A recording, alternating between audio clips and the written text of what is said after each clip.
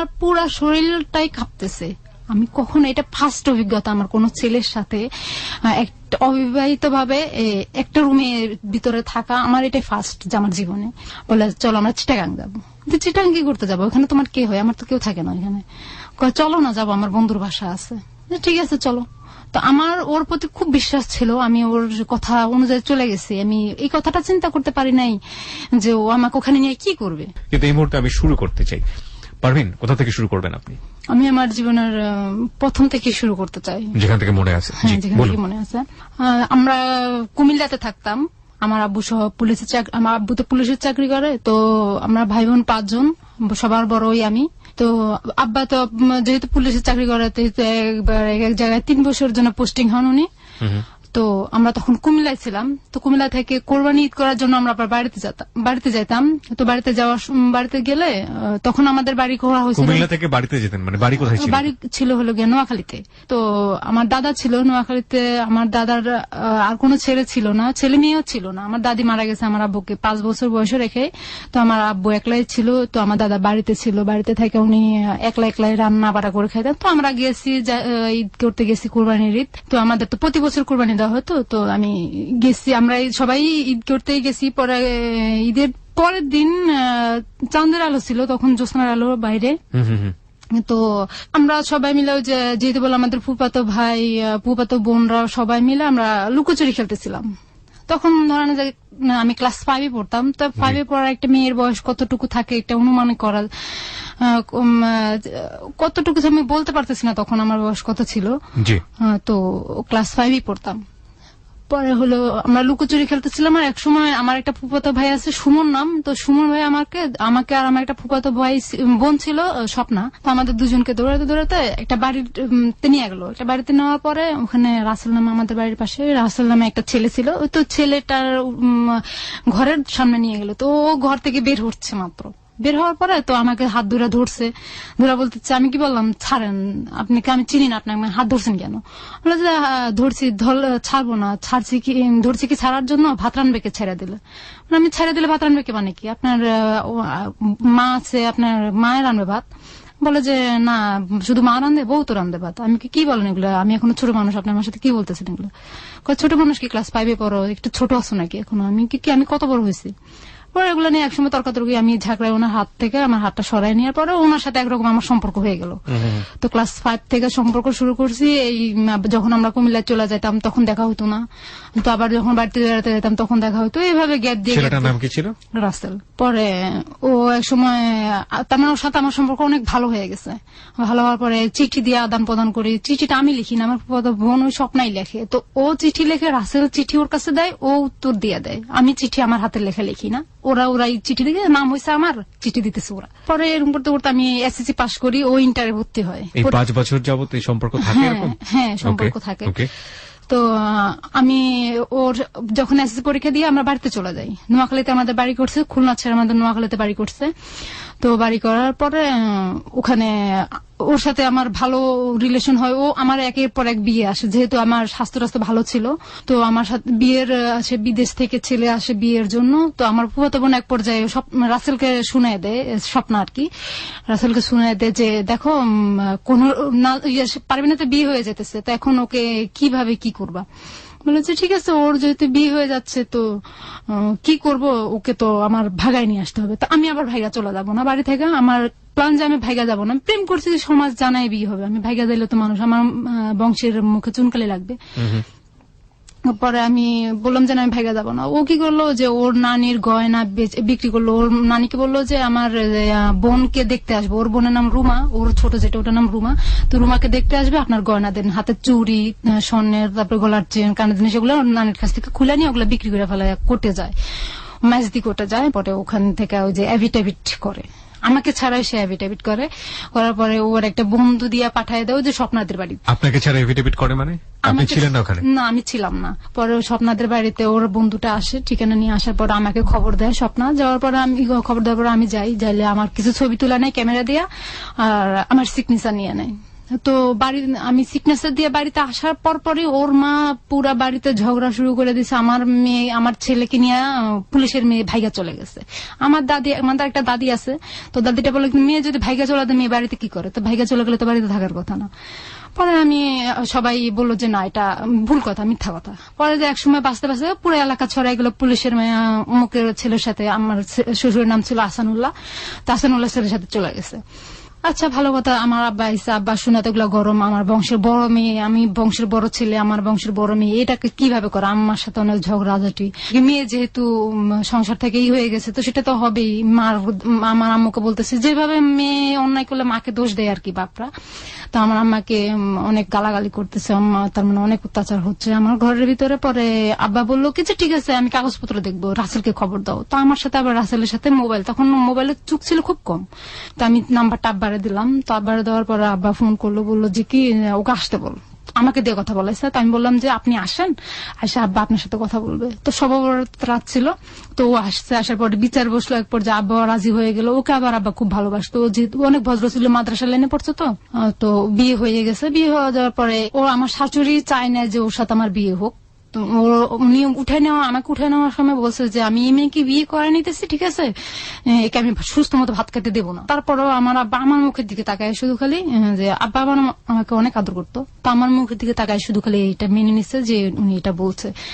পরে প্রায় 1 মাস এরকম সুন্দর চলে। বিয়ে পরে 2 দিন পরে ও চলে যায়, চিটাগাং চাকরি করতো তখন। তো চলে যাওয়ার পরে প্রায় 1 মাস পরে আসে। বিয়ের 1 মাস পরে আসার ওর সাথে আমার সাথে হয় ভালোই। ও 1 মাস পরে আসায় ওর মার কি জানি কথা শুনে আমাকে অনেক অত্যাচার করলো, মার দৌড় করলো, আমি কিছু বললাম না। অ্যাকচুয়ালি আমি তখন আমি কারণ চোখের দিকে তাকায় কথা বলতে পারতাম না, কথা বলতে গেলে আমার কান্না চলে আসতো।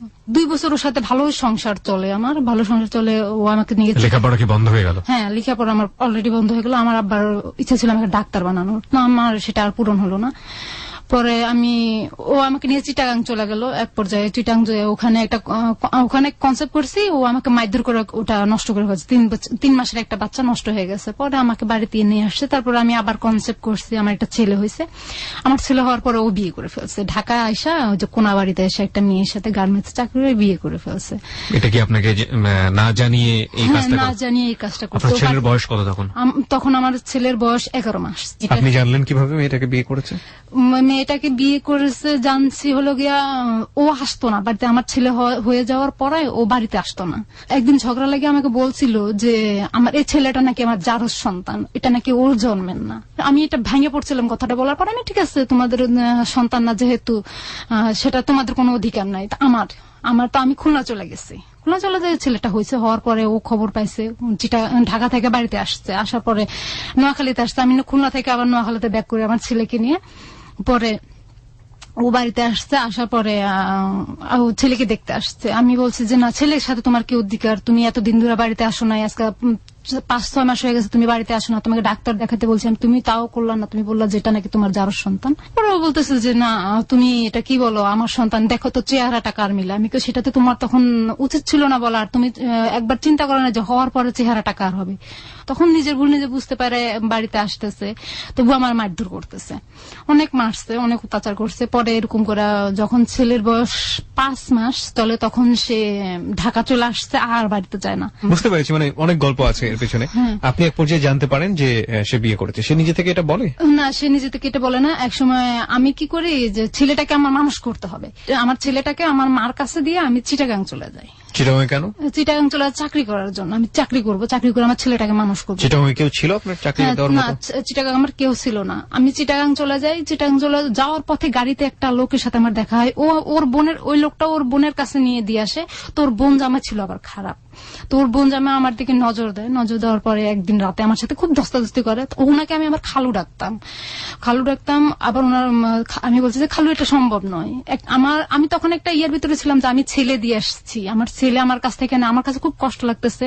তো যখন আমি চিটাগাং চলে যাই তার 4 দিনের মাথায় ওরা এলাকায় বিচার বসায় আমার ছেলেটাকে ওদের কাছে নিয়ে যায় যে বউ যেহেতু নাই, ওর মাই যেহেতু নাই, তাহলে আমাদের ছেলে আমাদের কাছে দিয়ে দেখ, আমাদের নাতি আমাদের কাছে দিয়ে দেখ। তো এক পর্যায়ে বিচার বসায় ও আমার ছেলেকে ওরা নিয়ে যায়। তো আমার মা আমাকে ফোন দেয়। আমি বলে যে ঠিক আছে, পালক দিয়ে দিলে তো অন্য কোথাও চলে যায়, তো আমি পাইতাম না। এখন যেহেতু আছে, ওদের ছেলে ওদের কাছে আছে, বড় হলে একদিন আমার কাছে আসবেই। পরে এটার পরে দিয়ে দিল। তো আমি বললাম, আমি রাসেলের কাছে ফোন করে বললাম যে কি দেখো যে আমার ছেলেকে তো ওরা নিয়ে গেছে, তোমার মা নিয়ে গেছে, এখন আমার ছেলেকে আমি চাই। ঠিক আছে, তোমার ছেলেকে তুমি যদি চাও, পাইতে চাও, তাহলে তুমি আমার কাছে চলে আসতে হবে। তুমি কোথায়? আমি ঢাকা।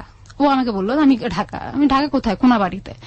আচ্ছা ঠিক আছে, তো আমি আসতেছি। তো আমি ঢাকা চলে আসলাম। ও আমাকে রিসিভ করলো, চৌরাস্তা থেকে রিসিভ করে নিয়ে কোনাবাড়ি গেলাম। তো ওখানে গেলাম, আমারে বললো যে কি তুমি আমার কাছে থাকো, তো আমি তোমার ছেলে বাড়িতে যাবো, যাইয়া তোমার ছেলেকে তোমার কাছে আয়না দেবো। তো ওর কাছে 1.5 মাস থাকার পরও আয়না দেয় না ছেলেটাকে আমার কাছে। তো ও 1.5 মাসের ভিতরে ওখানে যে বাসায় ছিলাম, ওই বাসার একটা মহিলা ছিল শাহিনুর নাম। তো ওই আপু আবার ওদের সাথে একসাথে চাকরি করতো। তো ও আমাকে আকার ইঙ্গিতে বলতো ওর সাথে সুমি নামের একটা মেয়ের সম্পর্ক আছে। তো আমি বললাম যে রাসেলের সাথে সুমি নামের একটা মেয়ের সম্পর্ক কই, আমাকে তো বলে নাই। আপনাকে এখানে আনার একটাই কারণ। আমি কি কারণ? ওই আপুটাই আমাকে বলতেছে যে আমি কি কারণ, কয় যে এই কারণটা হলো যে রাসেল ভাইয়া যে বিয়ে করছে, সুমি বিশ্বাস করতেছে না। তো সুমি ওর কাছে বিয়ে বসবে, রাসেল ভাইয়ের কাছে বিয়ে বসবে, তার জন্য আপনাকে এখানে দেখানোর জন্য আনছে। আমি তাই কয় হ্যাঁ। ওই মেয়েটাকে যখন সম্পর্ক গাঢ় হয়ে যেতেছে ওদের, তো আমাকে বাড়িতে পাঠিয়ে দিচ্ছে। তো তুমি বাড়িতে যাও, আমি আমার ফোন করে বলে দেবো তোমাকে ছেলে দিয়ে দেওয়ার জন্য। আমি বাড়িতে চলে আসলাম, দেখতেছি আমার ছেলেকে ওরা দিতেছে না। তো আমি কি বললাম, আবার ঢাকায় চলে আসলাম। ঢাকায় আমার গাজীপুরে আমার মেজো মামা থাকে, আমার বড় মামা থাকে, ওখানে থাকছি। ওখানে থেকে আমি ওই মেয়েটার কাছে, শাহিনুর নামের ওই মেয়েটার ফোন নম্বর নিয়ে আসছি। আমার আসার সময়, বাড়িতে যাওয়ার সময় আমি ফোন নম্বর নিয়ে আসছি। তো শাহিনুরের কাছে ফোন করে একদিন হঠাৎ প্রায় মাস 1.5 পরে ফোন দিয়ে জানতে পারে যে ওই রাসেল ওইখানে নাই। আর ওই গার্মেন্টসেও চাকরি করতেছে না, সুমিও নাই আর রাসেলও নাই, কেউ নাই। কোথায় গেছে? সুমি রাসেলকে নিয়ে ভাইয়া চলে গেছে। তখন আমি শুনলাম যে ওদের বিয়ে হয়ে গেছে, ওরা ভাইয়া চলে গেছে। এইভাবে শুনলাম ওদের বিয়ে হয়ে গেছে। ওকে। তারপর পরে আমি চাকরি করতেছি আস্তে আস্তে আমার মেজো মামার কাছে রয়েছি, চাকরি করতেছি। ওখানে মামা মামিও আছে। তো এভাবে চাকরি করতে করতে দেখতেছি যে ও আর আমার খোঁজ খবর নেয় না। রাসেল আমার, ওর আর কোনো ফোন আমি পাই না। ওর ফোন নম্বর আমার জানা নাই, যেটা জানা ছিল সেটাও বন্ধ। 1 বছর যখন হয়ে গেছে আমার চাকরির বয়স, আমার সবকিছু ভালো চলতেছিল, আমি আনন্দ ফুর্তি চলতেছিলাম, চাকরি করতেছিলাম। আপনার ছেলে তখন আপনার হাজবেন্ডের কাছে? হ্যাঁ। মানে আর আপনি তখন চাকরি করে নিজে নিজে একা থাকেন? হ্যাঁ। আপনার পরিবার থেকে কি আপনাকে মেনে নেওয়া হচ্ছে না? না, আমার পরিবার থেকে আমাকে মেনে নেওয়া হচ্ছে। আমার মা বলছে যে ঠিক, আমার মার বিরুদ্ধে যে আমি চাকরি করতেছি। আম্মা বলতেছে তুমি বাড়িতে থাকো। আমি কেন, আমি বাড়িতে থাকবো না, আমি বাড়িতে থাকলে আমি নিজেকে কন্ট্রোল করতে পারবো না। বাবা কি বলতো এই সময়? আব্বা তো ওই যে আমার বিয়ের পর এখানে একটা কথা ছেড়ে গেছে, আমি আমার বিয়ের পরে আমার আব্বা বিয়ে করে ফেলছে, আরেকটা বিয়ে করে ফেলেছে। আপনার মার সঙ্গে সম্পর্ক ছিল না? না, চাঁদপুরের একটা মেয়েকে বিয়ে করে ফেলছে। চাঁদপুরের একটা মেয়েকে বিয়ে করে উনি চাঁদপুরে সেটেল হয়ে গেছে, চাকরি করে। মানে আপনাদের খোঁজ খবর নিত না? না, আমাদের খোঁজ খবর। ঠিক আছে, আপনি চাকরি করছেন। হ্যাঁ, বলুন। তারপর পরে আব্বারও কোনো মতামত না। আব্বা বলে যে এই মেয়ে আমার সংসারে থাকবে না, আমার ঘরে থাকবে না, আমি আমার বাড়িতেই থাকতে পারবে না। আব্বা মানে নিতে পারে না। আম্মার মেয়ে যেহেতু উনি তো আমাকে ফেলাইতে পারে না। তো উনি আমাকে বলতেছে ঠিক আছে তুমি চাকরি যেহেতু করবা করো, তোমার মেজো মামার কাছ থেকে করো। পরে আমি চাকরি করতেছি 1 বছরের মাথায়। 1 বছরের মাথায় একদিন আমি 7টা বাজে অফিস থেকে আসছি। আইসা আমার কাছে খারাপ লাগতেছে, সারাদিন ডিউটি করার পর আমার কাছে খারাপ লাগতেছে। আমি শুয়ে রয়েছি, শুয়ে টিভি দেখতেছিলাম। তখন হঠাৎ করে রং নাম্বার একটা ফোন আসে আমার কাছে। রং নাম্বার, বাংলালিং একটা নাম্বার থেকে আমার ফোন আসে। ফোন আসার পর আমি বলতেছি কে, যে বলে আমি কি, আপনি কে, আমার কাছে ফোন দিয়েছেন, আপনি কি? বলেছে যে আপনি কি আমাকে চিনতেছেন না? আমি কি চিনতেছি না, বিদায় আপনাকে আমি পরিচয় জিজ্ঞাসা করতেছি, আপনি কে? বলে যে আমি তো আরিফ। আমি কি, আরিফ কোথেকে করছেন? আপনার বাড়িতে মনে হয় নোয়াখালী, আপনার কণ্ঠে ওরকম বোঝা যাচ্ছে। বলছে হ্যাঁ আমার বাড়ি নোয়াখালী। আমি নোয়াখালী কোন জায়গায়? ও পরিচয় জানতে চাইলাম, ও ভুল একটা পরিচয় দিল আমাকে। আমি এখন যেটা জানতে পারলাম ওটা পরিচয় দিল না আমাকে, ভুল একটা পরিচয় দিল। পরিচয় দেওয়ার পরে আমি বলতে কিসের জন্য ফোন করছেন আপনি আমার কাছে? আমি কি আপনাকে ভালোবাসি? ডিরেক্ট বলতেছি কথাটা, আমি আপনাকে ভালোবাসি। আমি কি আশ্চর্য কথা, কি ধরনের কথা বলেন? আপনি কি আমায় দেখছেন? কয় না দেখি না। আমি তো কোথায় আমার নাম্বার পাইছেন? আপনার এটা কাকার কাছ থেকে নিয়েছে। আমি অসম্ভব কথা, আমার কোন কাকার কাছে আমার নাম্বার নাই। আমি রাসেলের ভয়তে আমার নাম্বার আমি কারোর দিই না। আমার মা ছাড়া আর কেউ জানতো না। আমার আপন কাকা একটা ছিল, ওইটা জানতো। আপন কাকা আমার আব্বার চাচাতো ভাই, উনি জানতো, আর তো কেউ জানার কথা নয়। তো বলে যে হ্যাঁ আমি নিছি আপনার কাকার কাছে। আমার কাকা আমার নাম্বারটা কাউকে দিবে না, আপনি ভুললে হবে নাকি, আপনি কার কাছে নিতেন সেটা বলেন।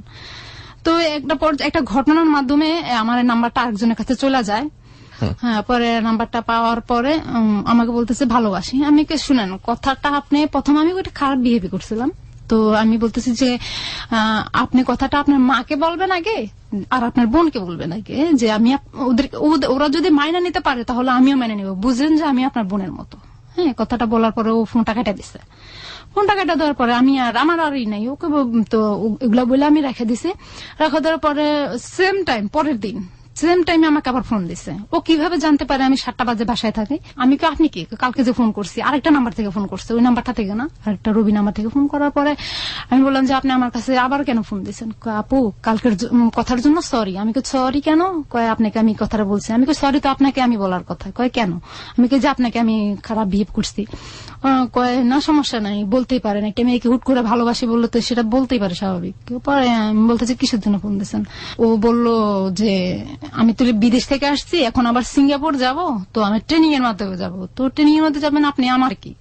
বলে যে আপু আমার তো ঢাকায় কোনো পরিচিত লোক নাই, আপনি তো অনেক বছর যাবত ওখানে রয়েছেন জানলাম। আমি না অনেক বছর না, আমি এখানে আসি প্রায় 1 বছর যাবত। কয়েক বছর যাবত অনেক লোক পরিচয় তো হয়, তো আপনি আমাকে একটু ব্যাচেলার রুম খুঁজে দিতেন। আমি দেখেন আমি তো বাড়িওয়ালার, ঢাকা শহরের বাড়িওয়ালা না, আমি আপনাকে রুম খুঁজে দেবো কিভাবে? আপু আপনি কথা বলেন, এক তেরা তেরা করে কথা বলেন কেন? আমি কি আমার কথাই এমন, আপনি যদি ভালো লাগে তো বলবেন, না ভালো লাগে না বলবেন। আপু আমাকে একটা রুম যদি খুঁজে দিতেন। আমি ঠিক আছে, আপনি যদি এত অনুরোধ করতেছেন, এত রিকোয়েস্ট করতেছেন, ঠিক আছে আমি দেখবো, না পাইলে আমার কিছু করার নেই। তো এরকম করতে করতে ওর সাথে আমার কথা চলতেছে, সুন্দর কথা চলতেছে ওর সাথে আমার পর্যায়ে আর কি ঠাট্টা, বাজে কোনো কথা হয় না, শুধু গেলে আর কি ঠাট্টা দুষ্টামি রাজনীতি নিয়েই কথা হয় বেশিরভাগ সময়। তো আমি এক সময় ওর সাথে ওর জন্য বাসা দেখলাম, যে আমি একটা বাসা দেখছি আপনি আসেন। তো ফার্স্ট টাইম ওর সাথে আমার দেখা, ও আসছে, ওর একটা খালাতো ভাই সজীব, ও সজীবকে সাথে করে নিয়ে আসছে। আসার পরে আমি ওকে দেখলাম, দেখা আমার অনেক ভালো লাগছে, ওকে দেখার পরে ভালো লাগছে। হ্যাঁ, দেখার পরে ওকে ভালো লাগছে, আমাকে ওর ভালো লাগছে, ওর মুখ থেকে শুনছি আর কি আমি। তো ও বলতেছে কি আচ্ছা ঠিক আছে বাসায় চলেন। তো আমি বাসায় নিয়ে গেলাম, ওর জন্য রান্না টান্না করলাম, অনেক কিছু করলাম। করার পরে আমি হয়তো বাসা দেখবেন না, আপনারা এখানে উঠছেন, আমার বাসায় আপাতত থাকেন বাসায় উঠা পর্যন্ত। তো ওদেরকে আমি বাসা নিয়ে যে বাসাটা দেখছি ওইটা দেখতে গেলাম। দেখার পরে ওদের পছন্দ হয় না এই বাসা। আমি ঠিক আছে পছন্দ হয় না, আমার কিছু করার নেই, আমার আর হাতে আর কোনো বাসা নেই, আপনারা এখন তাইলে আর আপনাদের মতো আপনারা থাকতে পারেন। পরে ওদেরকে নাস্তা টাস্তা করাই দিলাম। ওরা পরের দিন রাত ওখানে ছিল, ওই রাতটা আমাদের বাসায় ছিল, আমার বাসায় ছিল 2টা রুম। তো ওই রুমে আরেক রুমে ওরা 2 ভাই ছিল, আর আমি আমার মামির কাছে ছিলাম। পরের দিন সকালবেলা উঠছে, আমি নাস্তা দিয়েছি, ওদেরকে নাস্তা খাইছে, খাওয়ার পরে চলে গেছে। ওরা ওই যে ইয়াতে ফকিরাপুর চলে আসছে, হোটেলে থাকবে ওইখানে। তো ফকিরাপুর চলে আসার পরে আমি ওকে বললাম যে কি ঠিক আছে আপনার যেহেতু চলে গেছেন ভালো কথা, আমরা তো আমার একটা বান্ধবী ছিল রানী নাম, এই গাজীপুরেই, তো ও সহ ও বিদেশ যাবে, গার্মেন্টস বিষয়ে ইন্টারভিউ দিচ্ছি, ও আর আমি দুজনই ইন্টারভিউ দিচ্ছি। আচ্ছা, দুজন টিকছি, মেডিকেলও হয়েছে টিকছি। ও পাসপোর্ট বানাবে, আমার পাসপোর্ট বানানো আছে, তো ও পাসপোর্ট বানাবে। পাসপোর্ট বানানোর পরে ওর ভাবির বাসায় যেতে হবে। ওর ভাবির বাসা হলো মুগদাপাড়া। তো ভাবির বাসায় যাবে। তো আমি বললাম যে ফোন দিয়ে বললাম যে কি আরিফ তুমি কোথায়? তুমি শুরু হয়ে গেছে এর মধ্যে আপনাদের? হ্যাঁ, মানে দেখার পরে কি আপনারা প্রেম ভালোবাসা? না না না না, তখন কোনো ভালোবাসা প্রেম ছিল না, বন্ধুত্ব জাস্ট। তো ও বলতেছিল আপনি করে বলা তো ভালো লাগে না, তো তুমি করেই বলো। তো তুমি করে বলতে বলতে আমি বললাম যে আরিফ তুমি কোথায়? কয় আমি তো ফকিরাপুর। তো বলতেছে যে কি ঠিক আছে তো তুমি কোথায়? আমি তো বাসায়, রানী সহ আমরা ইয়াতে আসতেছি, মুগদাপাড়া আসতেছি, তুমি কি আমার সাথে দেখা করতে পারবে? হ্যাঁ দেখা করতে পারবো। তো ঠিক আছে চলো দেখা করবো। দুপুরবেলা রানীর ভাবির বাসা থেকে ভাত খেয়ে বের হয়েছি, বের হয়ে একটা ছবি বের হয়েছে শাকিব খানের, তো ওই ছবিটা দেখবো হলে ঢুকছি। ঢোকার পরে ওর খালাতো ভাই আর ও বসছে এক পাশে, ওর পাশে আমার সিটে, ওর পাশের সিটে আমি বসছি, আমার পাশের ডান বাম পাশের সিটে আবার রানী বসছে। তো আমি আর আরিফ হয়েছি কাছাকাছি সিটে। তো ওর হাতটা আমার হাতের সাথে লাগছে, লাগার পরে আমি হাতটা সরাই ফেলছি। সরাই ফেলার পরে আমি সন্দেহ হয়ে যাচ্ছিল, পরে আমি রানী বলে যে কি চল আমরা বাসায় চলে যাই, সন্দেহ হয়ে যাচ্ছে কিভাবে যাবো বাসায়। পরে আমরা চলে আসার সময় আরিফ রিক্সা উঠে দেবে, তো রিক্সা উঠে দেওয়ার সময় হালকা হালকা বৃষ্টি পড়তেছে, তো রিক্সা উঠে দেওয়ার সময় দেখি যে ওর চোখে পানি। পরে রাতের মনে হয় তখন 10টা বাজে, 10টা বাজে আমাকে একটা SMS করছে যে তোমার জন্য আমার চোখের পানি আসে কেন, তুমি আমার কি হও? তো আমি বলতেছি কি বলেন এগুলা, কি বলো তুমি এগুলা, যে আমার জন্য তোমার চোখের পানি আসে কেন আসে, আমি তো জানি না, তুমি তো আমার জান হও। হ্যাঁ, তো কথা বলার পরে আমি কি জানোই মানে কি কথা বলেন এগুলো, তো কি আমি তো বন্ধুত্ব তোমার সাথে পরিচয়, তো তুমি কি কথা বলে এগুলো জানোই, বলে ঠিক আছে তুমি কি অ্যাকসেপ্ট করবে না আমার প্রস্তাবটা? আমি কই হ্যাঁ অ্যাকসেপ্ট করতে পারি, আমি ভাবতে হবে আমার। তো ও আমাকে ভাবার জন্য 2 দিন টাইম দিছে। 2 দিন পরে আমি ওকে আমার আনসার জানাইছি। ঠিক আছে, দুজনের সুন্দর মতো চলতেছে সম্পর্ক। তার আগে আমাকে একটু বলেন তো, আপনি তো জানতে পারলেন যে আপনার হাজবেন্ড আরেকটা বিয়ে করেছে, আপনি তাকে ডিভোর্স দিয়েছিলেন বা আপনার হাজবেন্ড? না না, তার সাথে আমার কোনো, তার ফোন নম্বর, সে বাড়িতে আসা বন্ধ করে দিচ্ছে অলরেডি। তার দুজনের কেউই আপনারা ডিভোর্স দেননি তখন? না না, তখন কাউকে কেউ ডিভোর্স দেয়নি, ও বাড়িতে আসা বন্ধ করে দিচ্ছে অলরেডি। আরিফ সাথে আমার সম্পর্ক চলতেছে, এরকম করতে করতে 3 মাস ওর সাথে আমার সম্পর্ক এভাবে মোবাইলে হচ্ছে, দেখা হয়েছে মোবাইলে, একবার দেখা হওয়ার মোবাইলে কথা চলতেছে। তো একদিন আমি বললাম যে কি দেখো আমার তো চাকরি করতে আর ভালো লাগতেছে না, আমি বাড়িতে চলে আসতেছি। হলো গিয়া আমি বাড়িতে আসছি আর ও আমার বলতেছে আমার সাথে দেখা করো। কোথায় দেখা করব? ফেনীতে দেখা করো। তো ফেনীতে দেখা করব, আচ্ছা ঠিক আছে দেখা করব। তো দেখা করতে গেছি আমি, তার মধ্যে আরেকটা কথা ফালাই গেছি, আমি ওর খালাতো ভাই সজীবকে জিজ্ঞাসা করছি যে ভাইয়া তুমি, ও আরিফের পাও কাটা গেছে। আমি ও আমার সজীব আমার বলতেছে আপু আরিফ ভাইয়ের পাও কাটা গেছে। কিভাবে কাটা গেছে? বাস থেকে নামার সময়। তো ওকে নিয়ে যাও না, ইয়াতে নিয়ে যাও, ফার্মেসিতে নিয়ে যাও। হ্যাঁ ফার্মেসিতেই আছে। তো আমি ওকে সেবা করার তো ঢাকা শহরে কেউ নাই, তো তাহলে কি করবা? বিয়ে করাই দাও তোমার ভাইকে একটা। আমার ভাইকে বিয়ে করাবো না করবো সেটা আপনাকে জিজ্ঞাসা করবো না, কাউকে জিজ্ঞাসা করবো। আমি ঠিক আছে সমস্যা নাই, ওকে তোমার ভাই তোমাদের ইচ্ছা। পরে আমি বললাম আমার সাথে এইভাবে কথা হতেছে, আমি বাড়িতে চলে আসলাম। তো বললাম না বাড়িতে চলে আসলাম। তো পরে বাড়িতে চলে আসার পরে আমাকে ফেনী দেখা করতে বললো। তো ওর একটা চাচাতো ভাই হারুন নাম, এলাকার ভিতরে ওর চাচাতো ভাই হারুন নাম। তো হারুন সহ ও গেছে ফেনীতে। তো আমিও গেছি, যাওয়ার পরে কথা বলতেছি, একটা রেস্টুরেন্টে ঢুকছি, ঢুকা কথা বলতেছি। তো কথা বলার পরে পাশে একটা কাজী অফিস লেখা একটা ইয়া টানানো থাকে না, ওগুলা টানানো আছে। তো আমি কাজী অফিস দেখে বলতেছি যে ওই যে দেখো কাজী অফিসের ইয়া লাগানো আছে। তো হারুন ভাই বলতেছে যে কি যে কাজী অফিস কি লাগবে নাকি? আমি হ্যাঁ সেটা আপনার ভাইকে জিজ্ঞাসা করেন। এখন আরিফ বলতেছে কি হ্যাঁ লাগবে, সময় হলে তো অবশ্যই লাগবে। ঠিক আছে তাহলে চলো এখনই কাজী অফিসে চলো। আমি দুষ্টামি করতেছি, ও ভাবছে যে আমি সিরিয়াসলি বলতেছি। তো বলতেছে তুমি কি সিরিয়াস বলতেছো? ওর চোখ মুখের দিকে তাকায় আমি বলতেছি তুমি কি সিরিয়াস বলতেছো? সজীব কি এটা জানতো, আপনার আগের সম্পর্কে জানতো? হ্যাঁ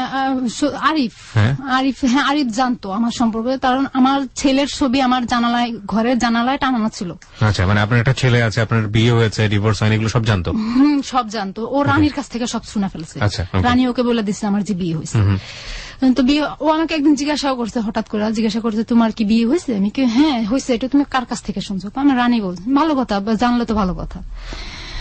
বেশ পরে ওখানে কথা বললাম, হারুন আরিফ আমি সহ গল্প করে বিকালের দিকে রওনা হলাম। ফেনী থেকে বাড়ি চলে আসলাম। আসার পরে ওর সাথে আমার কথা হতেছে। ও একদিন হঠাৎ করে ঢাকায় আসছে, আমি তো বাড়িতে, ও ঢাকায় আসছে। আসার পরে ঢাকা থেকে 2 দিন থাকার পর আমার বলতেছে যে তুমি ফেনীতে আসো। আমি তুমি কোথায়? আমি তো ঢাকা।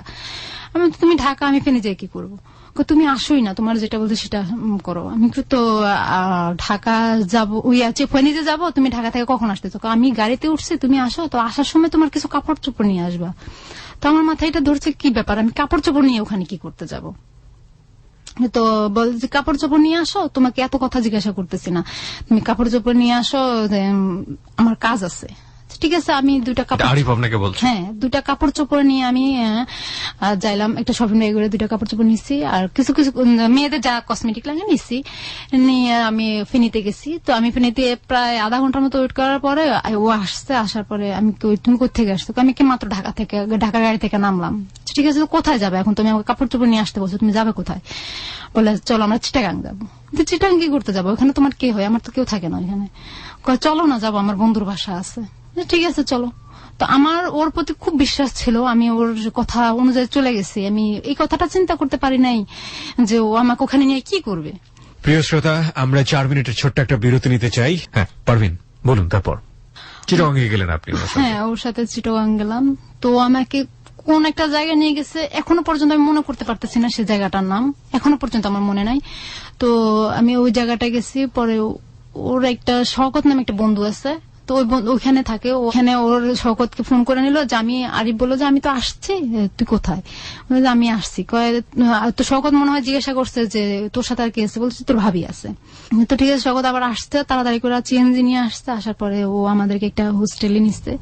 তো আমি আরিফকে জিজ্ঞাসা করলাম যে কোথায় আসছি আমরা? কয় তুমি চিনবা না তো এটা। আমি কিন্তু চিনবো না, তুমি আমাকে এখানে আনছো কেন? কয় দেখো আমরা একটা রুম নেবো। আমি কি একটা রুম নেবা মানে? আমি তো ভাবছি তুমি 2টা রুম নেবে, এখন একটা রুম নেবে এই কথা বলতেছে। মানে কিসের জন্য আমরা একটা রুম নেবো? তুমি দেখো এত কথা কেন বলো? এত কথা বললে মানুষ সন্দেহ করবে। আমি কই না, তোমার তো মনের ভিতরে ঘাবলা আছে, তুমি কি করতেছো এগুলা? কয় তুমি এত কথা বলো কেন?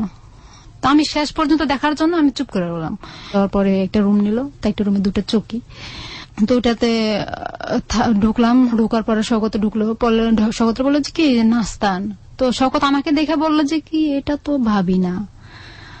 তো আরিফ ওকে একটু হালকা একটু ইশারা দিয়ে দিল, তো এটা তো ভাবি না। এই কথা বলার পর ইশারা দিয়েছে, কয় হো হ্যাঁ হ্যাঁ ভাবি কেমন আছেন?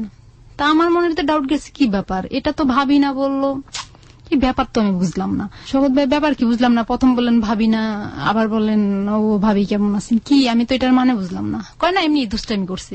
ও আচ্ছা। আরিফ বললো তো ঠিক আছে শওকত নাস্তা নিয়ে আয়। তো শওকতকে নাস্তা আনতে পাঠাইলো, শওকত নাস্তা আনলো, আয়না দিয়া ও শওকত চলে গেছে। যখন হোস্টেলে ঢুকলাম আমরা তখন প্রায় রাত 8টা বাজে। তো শওকত চলে গেছে, বললো যে কি সকালে ফোন করে নিস। ঠিক আছে। তো শওকত চলে যাওয়ার পরে আমরা দুজন নাস্তা করলাম। আমার পুরা শরীরটাই কাঁপতেছে। আমি কখনো, এটা ফার্স্ট অভিজ্ঞতা আমার কোন ছেলের সাথে অবিবাহিত ভাবে একটা রুমের ভিতরে থাকা, আমার এটাই ফার্স্ট আমার জীবনে। আমার মন চাইতেছে আমি চিল্লে চিল্লে কান্দি। পরে ও আমাকে দেখে ভয় কাজ করতেছে আমার ভিতরে। ও আমাকে দেখে বুঝতে পারছে যে তুমি কি, আমার জিজ্ঞাসা করতে তুমি কি ভয় পাইছো? তুমি কিভাবে বুঝলে? তোমার চোখ মুখ এরকম শুকিয়ে গেছে, তোমার ঘামাইতেছে কেন, তুমি এরকম ঘামছো কেন? শীতের দিন ছিল তখন। পরে আমি বলতেছি কি দেখো তুমি এটা কেন করলো? আমি তো বুঝলাম, ভাবছিলাম যে তুমি কোন বন্ধুর বাসায় নিবা আর তোমার 2টা রুম নিবা, সেটা ভাবছিলাম। যদি হোস্টেলে আসো তাহলে 2টা রুম বা কোন বন্ধুর বাসায়। দেখো না আমার এখানে বন্ধু আছে ঠিক আছে, কিন্তু বন্ধুরা তো কোনো বাসা নিয়ে থাকে, যে এখানে ব্যাচেলার থাকে। তোমাকে নিয়ে আমি কি একটা ব্যাচেলার রুমে এতগুলা ছেলের ভিতরে কিভাবে উঠবো? তাহলে তুমি একটা রুম নিলা কেন? 2টা রুম। 2টা রুম নিলে তুমি কি একলা একটা ঘর থাকতে পারতা? তোমার ভয় করতো না? আমি কি সেটাও তো থাকতে পারতাম না। তাহলে 2টা খাট যেহেতু আছে তাহলে তুমি তোমার কাটে থাকবো, আমি আমার কাটে থাকবা। আচ্ছা ঠিক আছে। তো আমি বলতেছি তুমি বাতি নিবে শুয়ে পড়ো। ঠিক আছে, বাতি নিবে শুয়ে পড়ার পরে বাতি নিবার এক পর্যায়ে দেখি যে আমার খাটে আমার হালকা চোখটা লেগে আসছে। আমার ঘুমের, যেহেতু জার্নি করছি আমার ঘুম অনেক চোখে। তা ও আমার শরীরে হাত দেওয়ার সাথে সাথে আমি এখনো আমার শরীরে কেউ হাত দিলে আমার ঘুম গেলে যত ঘুমে যায় আমার শরীরে কেউ হাত দিলে আমি জেগে যাই। পরে আমার শরীরে হাত দেওয়ার সাথে সাথে আমি লাফ দিয়ে উঠে বসে গেছি। কি ব্যাপার তুমি এখানে কেন? তুমি তোমার খাটে দাও। না তোমাকে এখানে আনছি কি আমি এমনি এমনি আনছি নাকি? কি বলো এমনি এমনি আনছো নাকি? তোমাকে না আমি ভালোবাসি, তুমি না আমাকে ভালোবাসো। তোমার সাথে আমার যা হবে বিয়ের পরে হবে। আচ্ছা ঠিক আছে, বিয়ে না হয় হবে। তুমি এখন কি একটা মেয়ের সাথে একলা ঘরে থাকলে তুমি বলো কেমন লাগে? তোমার তো বিয়ে, তুমি তো সবই বুঝো, আমি তো বিয়ে করি নাই, আমি কিভাবে বুঝবো? ও আমাকে বলতেছে কথা, তোমার বিয়ে অভিজ্ঞতা নাই তো তুমি আমাকে এটা কেন করতে আসছো? তাহলে এখানে তোমার অভিজ্ঞতা নাই, তুমি তো বুঝো না একটা মেয়ের কেমন, একটা মেয়ের সাথে রাত কাটাবে একলা কেমন লাগে, সেটা একটা মেয়ের কাছে কেমন লাগে সেটা তোমার তো ধারণা নাই, তুমি বলতেছো। তাহলে আমার কাছে কেমন লাগে? দেখো ভয় পেও না, আমি তোমাকে বিয়ে করব, পৃথিবী সবকিছু একদিকে থাকবা আর তুমি আমার একদিকে থাকবা। আমি বললাম আমি তোমার একদিকে থাকবো, কি বলো, আমার এটা সম্ভব না। তার মানে আমার সাথে এক পর্যায়ে ও জোর জবরদস্তি করেই, যাই হোক জোর জবরদস্তি করে আমাকে মানাই নিচ্ছে। মানার পর ওর সাথে আমার সাথে ফিজিক্যালি রিলেশনটা হয়ে গেল। হয়ে যাওয়ার পর আমি অনেক কান্না করতেছি। কান্না করতে তুমি কাঁদতেছো কেন? আমি কই না, রাসেলের পরে আমাকে কেউ টাচ করে নাই, তুমি আমাকে টাচ করলা। রাসেলের কথা তোমার মাথা থেকে ঝেড়ে ফেলাই দাও। আমি কেন আমি ঝেড়ে ফেলাই দেবো? রাসেল তো আমার স্বামী ছিল, এখনো আছে, ওর সাথে তো আমার ডিভোর্স হয় নাই, তাহলে তুমি এখনো আমাকে কেন এগুলা করলো? আমার তো পাপ হবে। পাপের কথা চিন্তা করলে দুনিয়াটা আরো আগে ভালো হয়ে যেত। এগুলো বুঝাইতেছে আমারে। তো আমি বললাম যে কি দেখো তুমি এমন করছো আমার সাথে, করছো আর করো না, আর করার চেষ্টা করো না। তোমার একবার করার যে কথা 10 বার করার সে কথা, সে বলতেছে আমাকে কথাটা। আমি বললাম যে তুমি কি বলো, একবার করার যে কথা 10 বার করার সে কথা, তুমি কি বলো এগুলা? তোমার পায়ে ধরে তুমি আমার সাথে এগুলো আর করো না। ওর সাথে অনেক কাকতি মিনতি করলাম, কোনো কিছুই শুনলো না। তো পরে ওর সাথে এক পর্যায়ে আরো কয়েকবার হয়ে গেল। প্রায় এরকম একটা রাতের ভিতরে 8 বার না 9 বার আমার সাথে ফিজিক্যালি রিলেশন করে ফেলেছে। আমার অবস্থা খুব খারাপ, আমার শারীরিক অবস্থা খুব খারাপ। পরে ডাক্তারের কাছে গেছে, ও আমাকে রুমে রেখা ও ডাক্তারের কাছে গেছে, ডাক্তারের কাছ থেকে যে ওষুধ আনছে আমি খাইলাম। খাওয়ার পরে ও আমি সহ সকালবেলা বের হয়ে ফিজিতে গেছি, সি বিচ গেছি, ঘুরছি ফিরছি, ঘুরে ফেরার পরে বাসায় আসছি। বাসায় আসার পরে ও আবার আমাকে বলতেছে চলো আমরা আবার একটু করি। তো ও আবার আমার সাথে ফিজিক্যালি রিলেশন করতে চাইল। তো হইলো দুজনের ভিতরে, তার মানে এখন ওর মর্জি মতো হইতেছে সবকিছু, আমার মর্জি মতো হচ্ছে না। তো ওর মর্জি মতো হচ্ছে, আমি ঠিক আছে এখন আর ওর সাথে আর আপোষ করতেছি না, সব আপোষে হয়ে যেতেছে। 4 দিন থাকার পরে আমি ওকে বিয়ে বলতেছিলাম, তো 4 দিন তো হয়ে গেল, বিয়ে তো করলো না আমাকে। বিয়ে করবো ঠিক আছে, তুমি একটু অপেক্ষা করো, আমরা যাওয়ার দিন না হয় বিয়ে করে নেবো। তারপরে বললো যে যাওয়ার সময় বিয়ে করে নেবো। ঠিক আছে, তুমি যাওয়ার সময় কি করো সেটা আমি দেখবো। ঠিক আছে। পরে 4 দিন পরে সকালবেলা বের হয়ে নাস্তা টাস্তা করলাম হোটেলে। তো শওকতের সাথে আবার দেখা হলো, শওকতকে ফোন দিয়ে ডেকে আনলো। দেখা হওয়ার পরে তো শওকত বলেছে ঠিক আছে ভাবি যান, বাড়িতে যান, দেখা হবে। আমি কই বাড়িতে ভাবি তো আপনার এখনো হয় নাই। আমি কই কি বলেন ভাবি হন নাই? ভাবি না হয়েই তো এখানে আসছেন। আমি কই দেখেন আমি আপনার কাছে কি শরম করবো, আমার তো মাথা নষ্ট হয়ে যেতেছে, আপনারা কি করলেন এটা। শওকতের সামনে সরাসরি বলতেছি কথাটা। তো শওকত বলে যে ভাবি চিন্তার কিছু নাই, আমি আছি তো, আপনারা কোনো চিন্তা করেন না। আরিফ ভাই অমন ধরনের মানুষ না যে আপনার সাথে 2 নম্বরই করবে। আমি শুনেন, একটা মেয়ের যা কিছু ছিল সেটাও আমি ওর সাথে দিয়ে দিছি, আর আমার কিছুই নাই। এখন শুধু আমার মরা ছাড়া আর কোনো উপায় নেই। কেন মরবেন, আরিফ তো আপনার পাশে আছে। আমি আরিফে বললাম যে ঠিক আছে, তুমি তো তোমার বাড়ির স্থায়ী ঠিকানা আমাকে দাও নাই। তখনই বললো যে কি আমার বাড়ির স্থায়ী ঠিকানা আমি তোমাকে যেটা দিচ্ছি সেটাই। আমি কই না, তোমার বাড়ির স্থায়ী ঠিকানা আমার মনে হয় এটা না।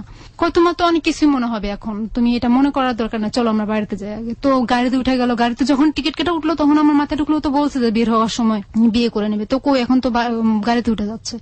আমি আরিফে বললাম তুমি গাড়িতে উঠে যাচ্ছ কেন, তুমি আমার সাথে চলো, কাজী অফিসে চলো। ঠিক আছে আমরা নোয়াখালীতে যাই, তারপরে বিয়ে করবো। তো চিটাগাং থেকে নোয়াখালীতে আসলাম। নোয়াখালীতে আসার পরে তো আমাকে একটা সিএনজি উঠে দিল, সিএনজির পুরা ভাড়াই ওই দিল। উঠে দিয়ে সিএনজিকে বললো যে আমাকে বললো যে সিএনজি আলারে যেখানে বলবো সে সেখানে নিয়ে যাবে। তো আমি বললাম তুমি বিয়ের ব্যাপারটা করলো না? কয় ঠিক আছে তুমি এখন টেনশন নিও না, তোমার সাথে আরেকদিন দেখা হলে তুমি আমার বিয়ের কাজটা সারাই নেবো। ও আমাকে অনেক বুঝাইলো, আমি তো কান্না করতেছি। বুঝানোর পরে ও ওর বাড়িতে চলে গেল, আমি আমার বাড়িতে চলে গেলাম। ওর বাড়ির পাশে একটা লোক ছিল, আমার আবার দুলাভাই হয়। দুলাভাইটা ওর সম্পর্ক আবার বললো যে আমাকে বললো যে কি মহাসিনকে চিনো? আমি কি হ্যাঁ মহাসিনকে তো আমি চিনি, ও আমার যেটা তো বোনের জামাই হয়। ও আমার বন্ধু হয়। তো আমি যেদিন আবার চিটাগাং থেকে বাড়িতে গেছি, ও যেটা তো বোনের জামাইটা আমার বোনটাকে নিয়ে আমাদের বাড়িতে আসতে বেরোনোর জন্য। দুলাভাইটাকে জিজ্ঞেস করলাম ভাইয়া আপনি কি আরিফকে চিনেন? কয় আপু কোন আরিফ? আমি কই যে লিবিয়া থেকে আসছে আরিফ। কয় হ্যাঁ আর ওকে তো চিনি, ওর শ্বশুর বাড়ি আমার বাড়ির কাছে। তো এই কথাটা যখন বললো আমি স্তব্ধ হয়ে গেলাম। বলার পরে কি হয়েছে আপু আপনি কথা বলতেছেন না কেন, আপনার খবর কি, রাসেল ভাইয়ের খবর কি? আমি রাসেল ভাইয়ের খবর বাদ দেন, আগে আরিফ ভাই যে আপনার বন্ধু আরিফ উনি তো আমাদের, আপনার সাথে পরিচয় কিভাবে? আমি আমার সাথে ঢাকায় একসাথে পরিচয়, আমি সত্যি কথাটা বলি না ওনার সাথে।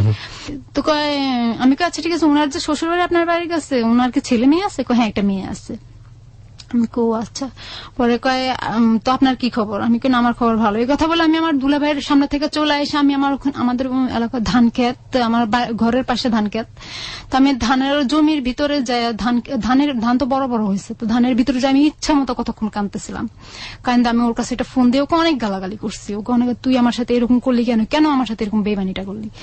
দেখো তুমি এরকম করো না, কান্নাকাটি করো না, আমি তোমাকে আগেই বলতে চেয়েছিলাম যে আমি বিয়ে করছি। আমি তুই বললি আমাকে আগে বলতে পারতি, আমার সাথে তো তোর সাথে আজকে 1 দিন আর 2 দিন কথা না, তোর সাথে আমার সাথে আজকে 3টা মাস ধরে কথা চলতেছে। তার মধ্যে তুই আমাকে চিটাগাং নিয়ে 4 দিন থাইকা এলি, আমার সাথে সবকিছু করে এলাম। একটা মেয়ের ইজ্জত বলতে যা থাকে, একটা মেয়ের সবচেয়ে মূল্যবান জিনিস যেটা, সেটাই তুই নিয়ে নিলি, তুই কি করলি এটা?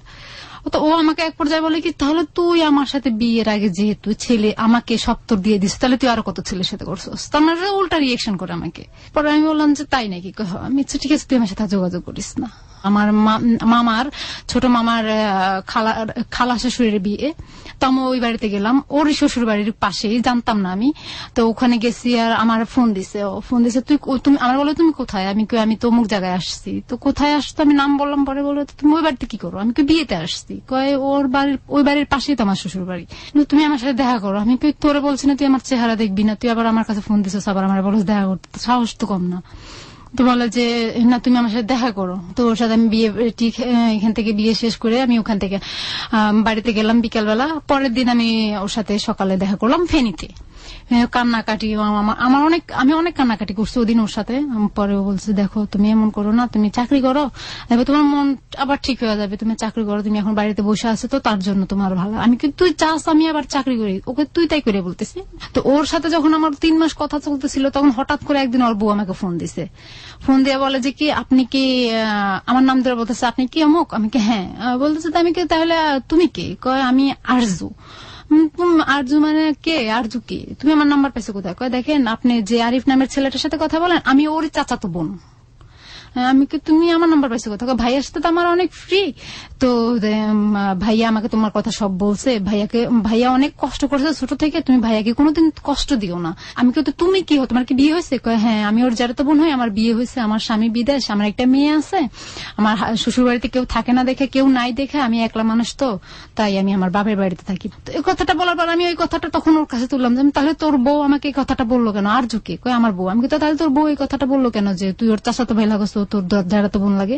বললো যে কি এই কথাটা ওই কারণে বলছে। আমি ওকে বলছিলাম যে ও যদি এই কথাটা না বলে তাহলে ওকে আমি তালাক দিয়ে দেবো, এই কথাটা ভয়তেও বলছিল। বলে আমি একটা জিনিস ছিল কি ওর সাথে কথা যখন বলতাম, ও আমাকে যখন সুন্দর করে মাথায় হাত বুলায় একটা কথা বলতো আমি ওর কথাটা মাইনা নিতাম। রাগ করলে হাজার রাগ করলে ওর মুখের দিকে তাকায় আমি রাগটা আমার মানে আমি রাখতে পারতাম না। আর পরে আমি আমার আরিফের কথাটা বললাম। মা কি আরিফ সম্পর্কে জানতো আপনার? আম্মাকে সব খুলা বলছি। কবে বলেছেন এটা? ওই যে ওর সাথে যেদিন বিয়ের পরে বিয়ে বাড়ি, মানে এটা কি যখন আপনি জেনেছেন যে আরিফ বিবাহিত তখন বলেছেন নাকি তার আগে বলেছেন? না তখন বলেছি। ওর বিয়ে হয়েছে এটা শোনার পরে বলছি। শোনার পরে আপনি কেন বলতে গেলেন?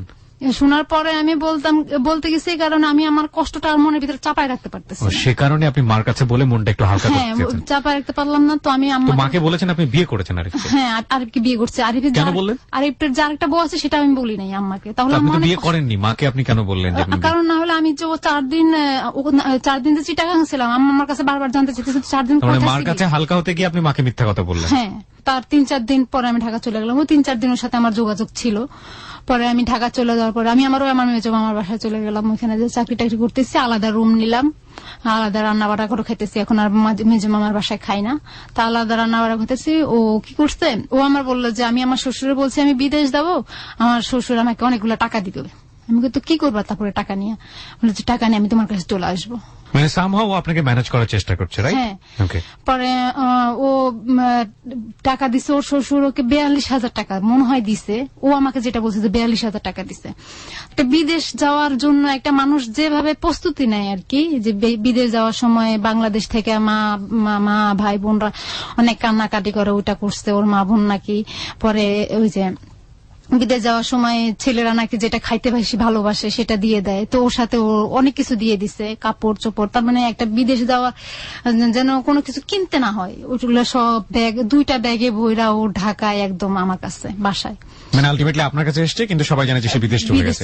ওর বউ পরে সবাই জানে ও বিদেশ চলে গেছে। তো আমি কি শুনো যেটা তাহলে তুমি করলা কেন এটা? তোমার জন্য আমার খারাপ লাগতেছে, তোমাকে দেখে আমার খুব খারাপ লাগতেছে। তুমি যে আমাকে অনেক এখানে আসার পরে যখন ফার্স্ট তোমার সাথে দেখা হয়েছে তুমি আমাকে গরমে বাতাস টাতাস করছো, গরমের দিন ছিল বাতাস টাতাস করছো, তো আমার তখন খারাপ লাগছে তোমাকে দেখা। অনেক ক্লান্ত ছিল, তুমি রাতে 2টা পর্যন্ত আমার সাথে গল্প করে, আবার ভোর 4টা ঘুমায়া 2টা বাজে ঘুমায়া আবার ভোর 5টা বাজে আজানের সময় উঠে আমার সাথে নাস্তা রাঁধছো। ওইটা দেখে আমার খুব খারাপ লাগছে। একটা মেয়ে কিভাবে এত ভালো হতে পারে? আর হলো গিয়া তুমি তোমার হাজবেন্ড তোমাকে তোমার মতো মেয়েকে কিভাবে ছাড়া আরেকটা ছেলেকে আরেকটা মেয়ে বিয়ে করছে? আমি সেটা তার রুচি, ওগুলার তুলনা। পরে ওর সাথে এভাবে চলতেছে প্রায় 2 বছর। ওর সাথে এভাবে সম্পর্ক। আমার একই ঘরে বাড়িওয়ালারাও জানতো যে ও আমার হাজবেন্ড। বাড়িওয়ালাদেরকে বলছি যে ও আমার হাজবেন্ড, আমি বাড়িতে যাই বিয়ে করছি। আলটিমেটলি আপনি তো বিয়ে করেন নাই, মানে সব জায়গায় বলে বেড়াচ্ছেন আপনি বিয়ে করেছেন। বিয়ে করছি, হ্যাঁ। কারণ না হলে তো ওর সাথে একসাথে অবিবাহিত থাকা তো সম্ভব না। অবিবাহিত। তখন আপনি কি মানে গার্মেন্টসে কাজ করতেন? ঢাকাতে গার্মেন্টসে কাজ করতেন? গাজীপুরে। ওকে। পরে একটা জাপানি ইয়াতে লিডার হিসেবে ছিলাম, কোয়ালিটি লিডার হিসেবে ছিলাম। ভালোই বেতন পাইতাম, ভালোই সম্মান ছিল ওইখানে আমার। ওর আমি চাকরি করে ওকে খাওয়াইতেছি। তো ও বললে কি সালাউদ্দিন নামে একটা লোক ছিল, ও জাপানের দুভাষী ছিল ওই গার্মেন্টসেই। তো দুবাসী ছিল। ওই সালাউদ্দিন ভাই আবার জানতো আমি যে ওই যে বিদেশির ইন্টারভিউ দিছিলাম, সেই সময়টাতে আরিফ আপনার সঙ্গে থাকা শুরু করেছে, আপনার ওখানে থাকে? আমার সাথে ওখানে থাকে। পরে ওই সালাউদ্দিন ভাই জানতো আমি যে বিদেশ যাওয়ার জন্য ইন্টারভিউ দিছিলাম, আমার পাসপোর্টও জমা দিয়েছি, শুধু 25,000 টাকা লাগবে, আমার হাতে টাকা নাই, সেই জন্য আমি বিদেশ যেতে পারতেছি না। তো ও সালাউদ্দিন ভাই আবার আমাকে 20,000 টাকা দিবে বিদেশ যাওয়ার জন্য।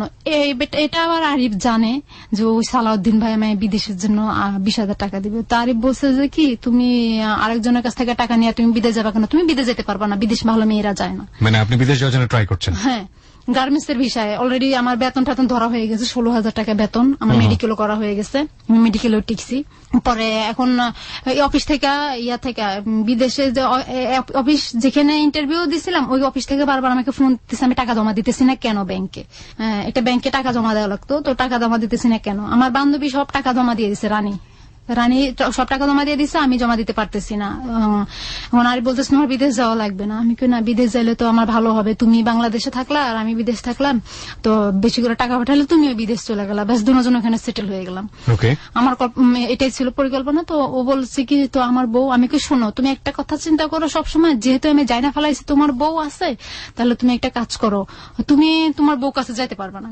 কেন? আমি কেন, তুমি তোমার বউর কাছে, তুমি যেহেতু বলছো এটা তোমার জোর জবরদস্তি বিয়ে, তোমার মতে না বিয়ে, তাহলে তুমি ওখানে যাও না, একটা কাজ করো, তুমি টাকা পয়সা দিও ওদেরকে ওখানে, আমি চাকরি করে যা বেতন পাবো তার অর্ধেক দিয়ে ঘর ভাড়া চালাবো আর তোমার খাবো, আর তুমি যা করবা তার বেতন পুরাটাই তুমি আমার বাড়িতে পাঠিয়ে দিও, তোমার টাকা আমার সংসার, আমার ফ্যামিলি, আমার সংসারের দরকার নাই, আমার সংসার আমার টাকা হলে এনাফ। মানে আপনি চাচ্ছেন যে ও পার্মানেন্টলি আপনার সঙ্গে থেকে যায়? সেটা কি বিয়ে করে নাকি বিয়ে ছাড়াই? বিয়ে করে। বিয়ে করে? হ্যাঁ।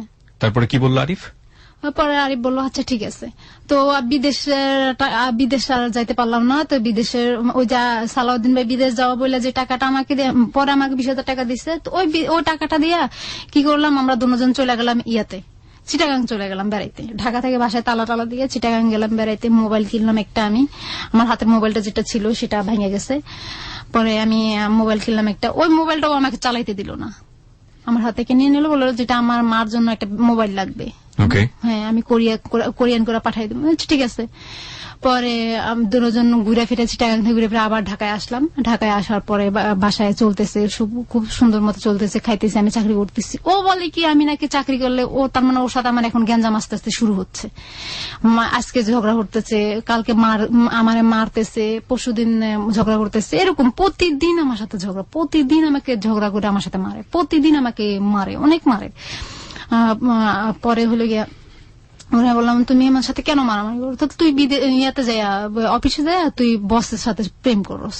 মানে আপনার এখানে থেকে আপনাকে গায়ে হাত তুলছে কন্টিনিউয়াসলি? হ্যাঁ, কন্টিনিউয়াসলি আমার গায়ে হাত তুলতেছে আর বলতেছে আমি নাকি ইয়াতে চাকরি করলে বসদের সাথে খালি প্রেম করি। আমি কি বসদের তো আর কোনো কাম নাই আমার সাথে, আমি কি এত বিশ্ব সুন্দরী যে আমার সাথে প্রেম করবে?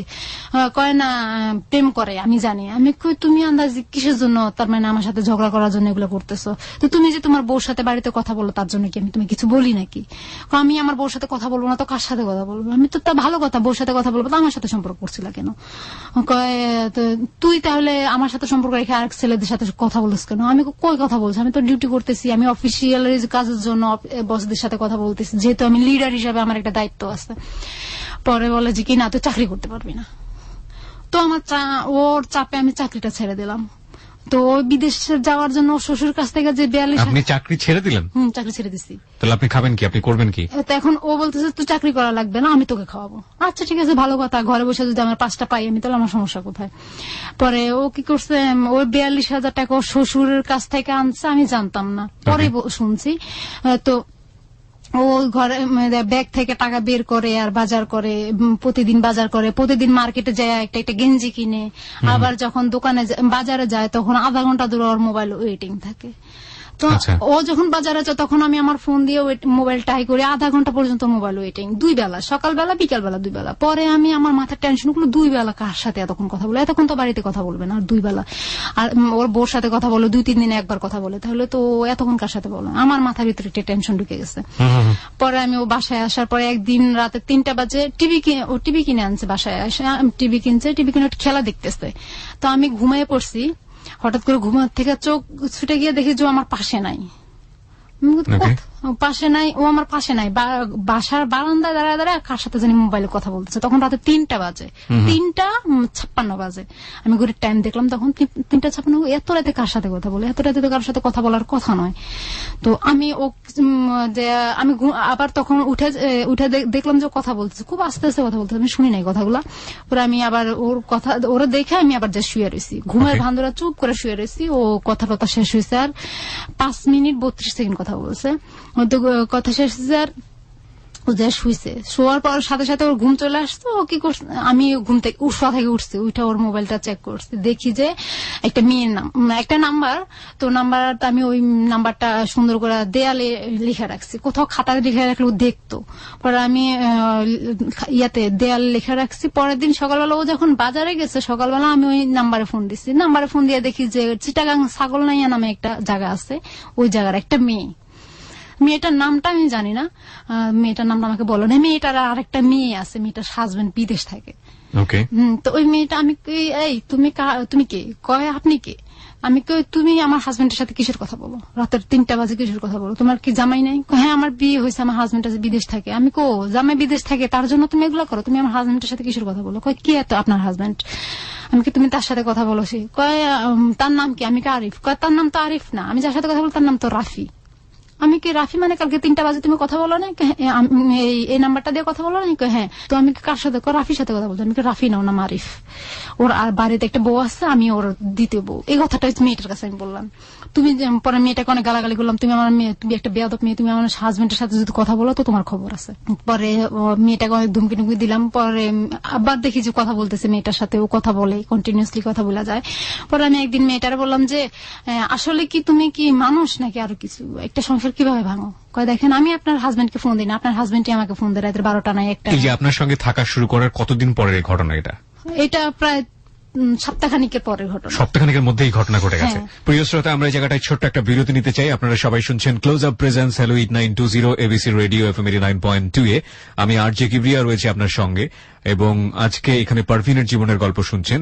আজকের এই জীবনের গল্পটি অসংখ্য অসংখ্য মানুষ আছেন আমাদের সোসাইটিতে, বিশেষ করে আমি মেয়ে বন্ধুদেরকে ইন্ডিকেট করে বলতে চাই, আপনারা অনেক অনেক অনেক বেশি আল্লাহ আপনাদেরকে হয়তো এভাবেই বানিয়েছেন, অনেক বেশি আবেগ প্রবণ তুলনামূলকভাবে ছেলেদের চাইতে।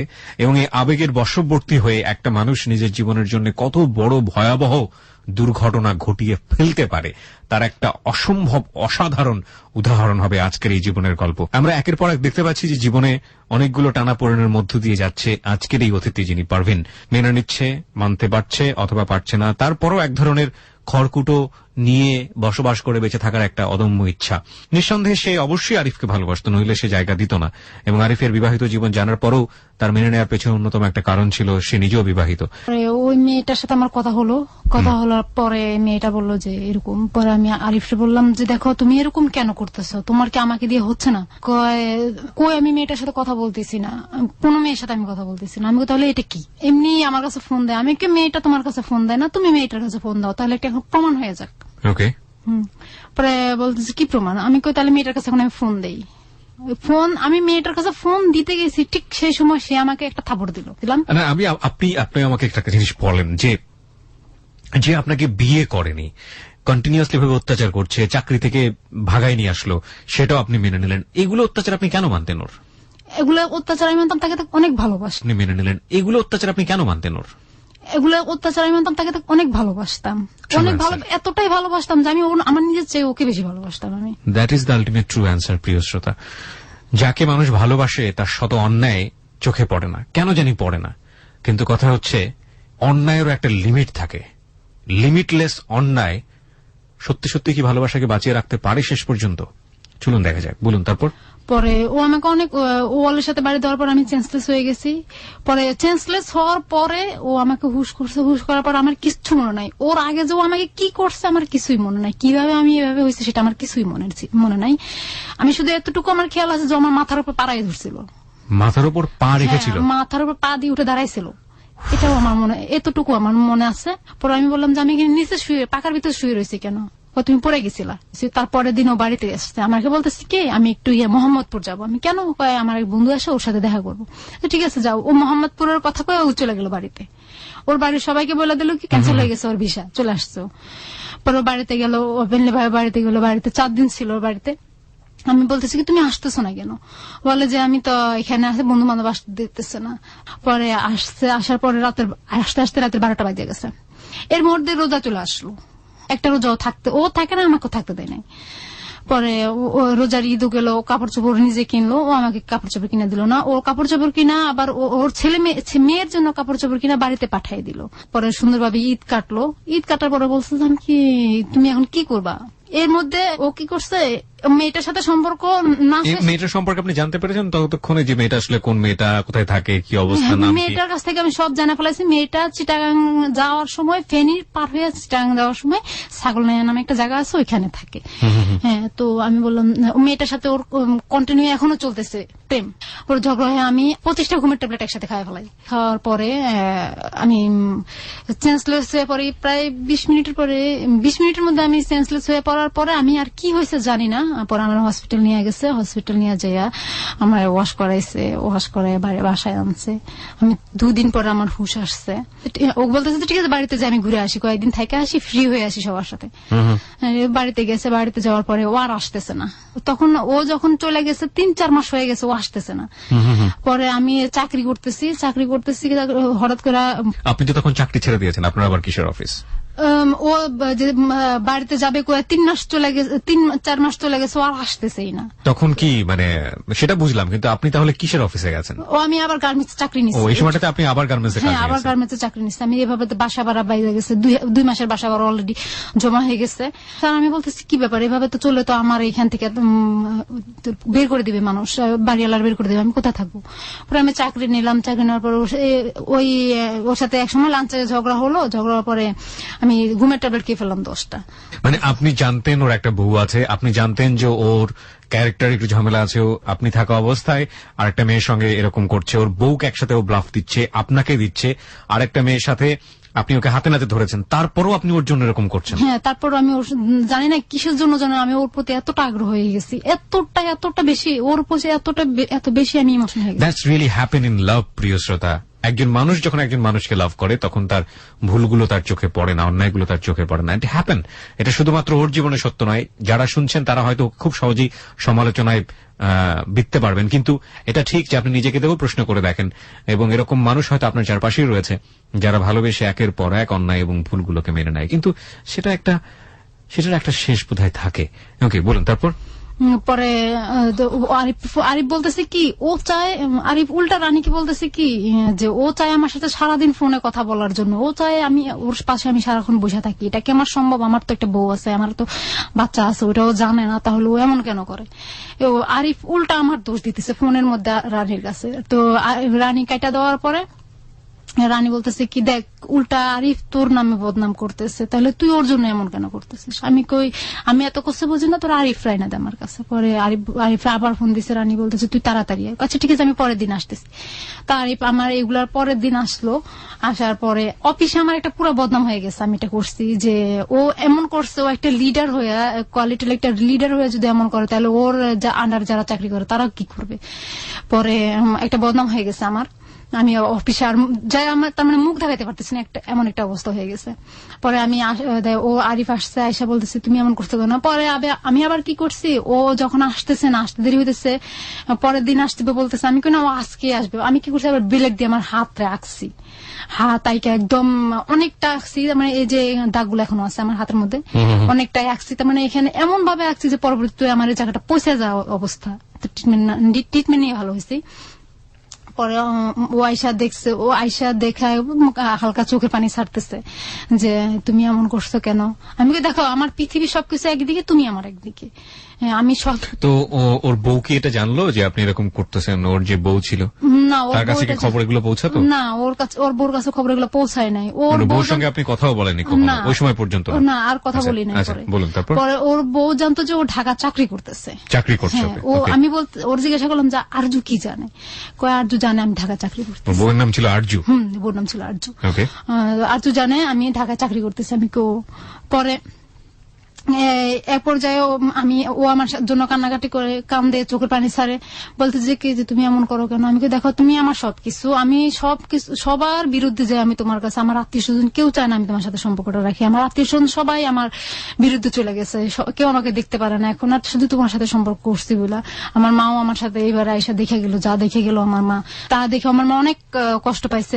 আমি তোমার জন্য এগুলা করছি, আমার মা দেখে গেছে আমি একটা পাগলের মতো হয়ে গেছিলাম, তাহলে তুমি আমাকে ছাড়া কেন যাও। মানে দেখো আমি তো ওদেরকে ওখানে মানাইতে হবে, ওরা যেহেতু জানা গেছে আমি বিদেশ ভিসা ক্যান্সেল করে বাংলাদেশ চলে আসছি, তাহলে ওদেরকে আমার মানাইতে হবে না আমি ঢাকায় চাকরি করতেছি, 2 দিন পর বাড়িতে না যাইলে ওরা বলবে যে নিশ্চয় ও ঢাকা কিছু একটা করছে, তাহলে ও বাড়িতে আসে না কেন।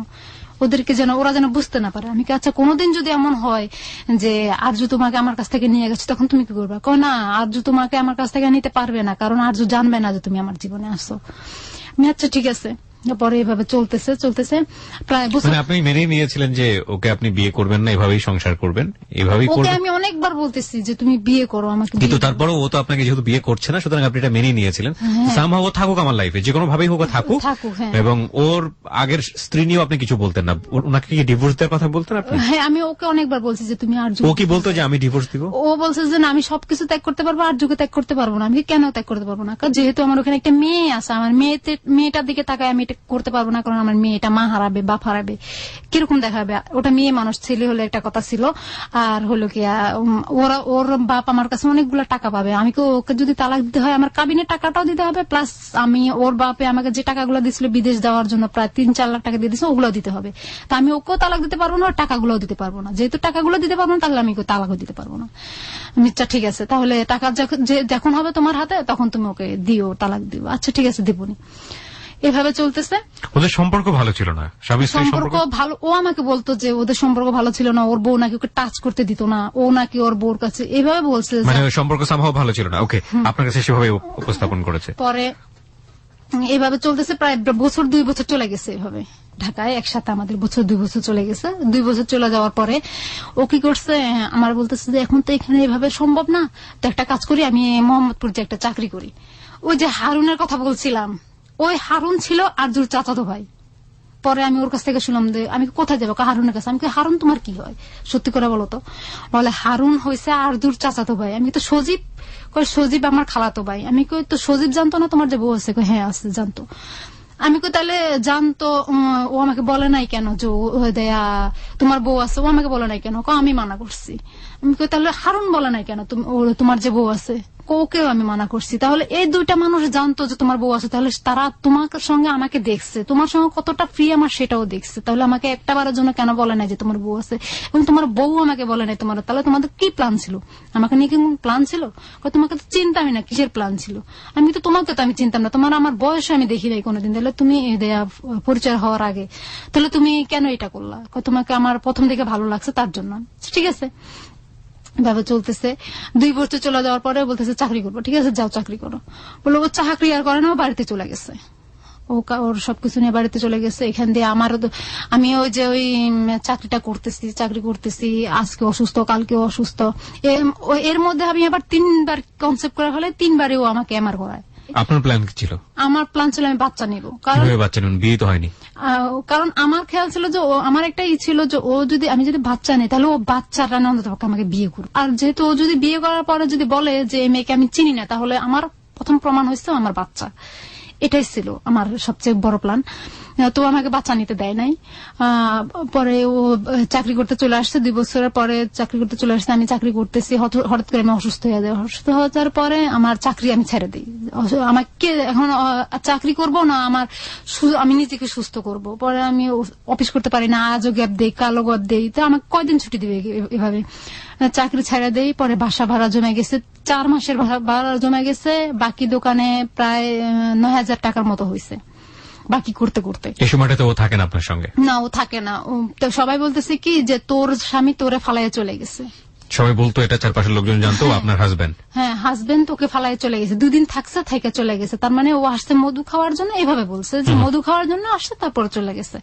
এখন আমি এটা মাইনে নিতে পারতেছি না যে ও মানুষ আমাকে, চারপাশের মানুষ আমাকে কি বলছে। প্লাস এখানে একটা কথা আপনার, তারপর পরে সবাই মানে বলতেছে, এগুলা বলতেছে, আমি আর সহ্য করতে পারতেছি না। পরে ওরা ফোন করে বলে যে কি যে এই বলে, তো এই বলে আমি কি করবো? ও ও বলতেছে কি আমি কি করবো? আমি কিন্তু তাহলে তুমি কি আমাকে ফালায় চলেই গেলা সত্যি সত্যি? বলে যে না তুমি দেখো তোমার মনে শক্তি রাখো। আমি কিভাবে আমি শক্তি রাখবো? আমার চারপাশের মানুষ নিয়ে আমার বাঁচতে হবে। তাহলে আমি চারপাশের মানুষে আজকে একজন বলবে কালকে 10 জন বলবে, আমি কিভাবে শুনে এগুলো বেঁচে থাকবো? এগুলো তো আমার পক্ষে বাসা সম্ভব না এভাবে। পরে বলে যে আচ্ছা দেখো আমি আসবো তোমার কাছে আসবো। আচ্ছা ঠিক আছে আসো। পরে ও বাড়িতে চলে গেছে। আমি জানতাম যে ও মোহাম্মদপুর আছে আসলে ওই বাড়িতে। পরে আমি ওর আশেপাশের মানুষের কথা শুনি কি ব্যাপার মোহাম্মদপুরে নোয়াখালীর মানুষ কোথেকে আসবে। তারপর আমি বলতাম যে তুমি বাড়িতে তুমি আমার সাথে মিথ্যা কথা বলতেছো। ওগুলা বললো আমার সাথে মোবাইলে অনেক অনেক খারাপ খারাপ যেগুলা বলার বাইরে এত গালাগালি করতো আমারে। পরে ও কি করতো একটা নাম্বার থেকে আমার নাম্বারে ফোন দিত। একটা নাম্বারে আমার থেকে একটা রং নাম্বার দিয়ে আমার মোবাইলে ফোন দিয়ে আবার ওর মোবাইল দিয়ে ফোন দিত। তো আমার মোবাইলটা ওয়েটিং, আমি ওই রং নাম্বারের ফোনটা যদি রিসিভ করতাম তাহলে ও ফোন দিলে তো ওয়েটিং পাইতো। ওয়েটিং পাইলে তো আমি ওর ফোনটা কেটে দিতাম, রং নাম্বারের ফোনটা কেটে দিতাম। পরে আবার ওর কাছে ফোন দিল বলতে কি তুই কার সাথে ওয়েটিং এসেছিলি? কি বলো আমি একটা রং নাম্বার, মানে ও এত লোকের সাথে করে ফেলছে সেটার জন্য সমস্যা নাই, কিন্তু আপনি করলেই সমস্যা। আমি তো জানতাম না এটা যে আমার তো নাম্বার ছিল না, তো রং নাম্বার একটা ফোন আসছে আমি সেটাই জানতাম। এটা যে ও করতেছে সেটা তো আর আমি জানতাম না। আমি একটা রং নাম্বারে ফোন আসছে, দেখো নাম্বারটা কত লাস্ট, আমি লাস্টে 3-4 একটা নাম্বার থেকে ফোন আসছে। ও 3-4 নাম্বার থেকে তো আমার কাছেও একটা ফোন আসছিল। আমি কি বলে কয় গালাগালি করছে। আমি আমারও তো গালাগালি করছে। কয় তাহলে ওর সাথে তোর কি সম্পর্ক?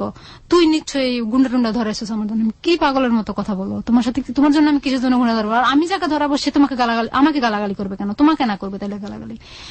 তোকে তো গালাগালি করে নিলে মিথ্যা কথা বলস।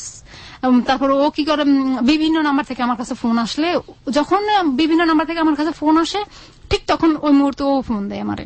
তো ওয়েটিং পেলেও আমার গালাগালি করে, তুই নিশ্চয়ই ছেলেদের সাথে সম্পর্ক করতেছস, তুই কোন কোন ছেলেদের সাথে সম্পর্ক করতেছস, তোর তো এই অভ্যাসটা আছে। আমি কি তুমি দেখছো আমার কোন ছেলের সাথে আমি সম্পর্ক করছি?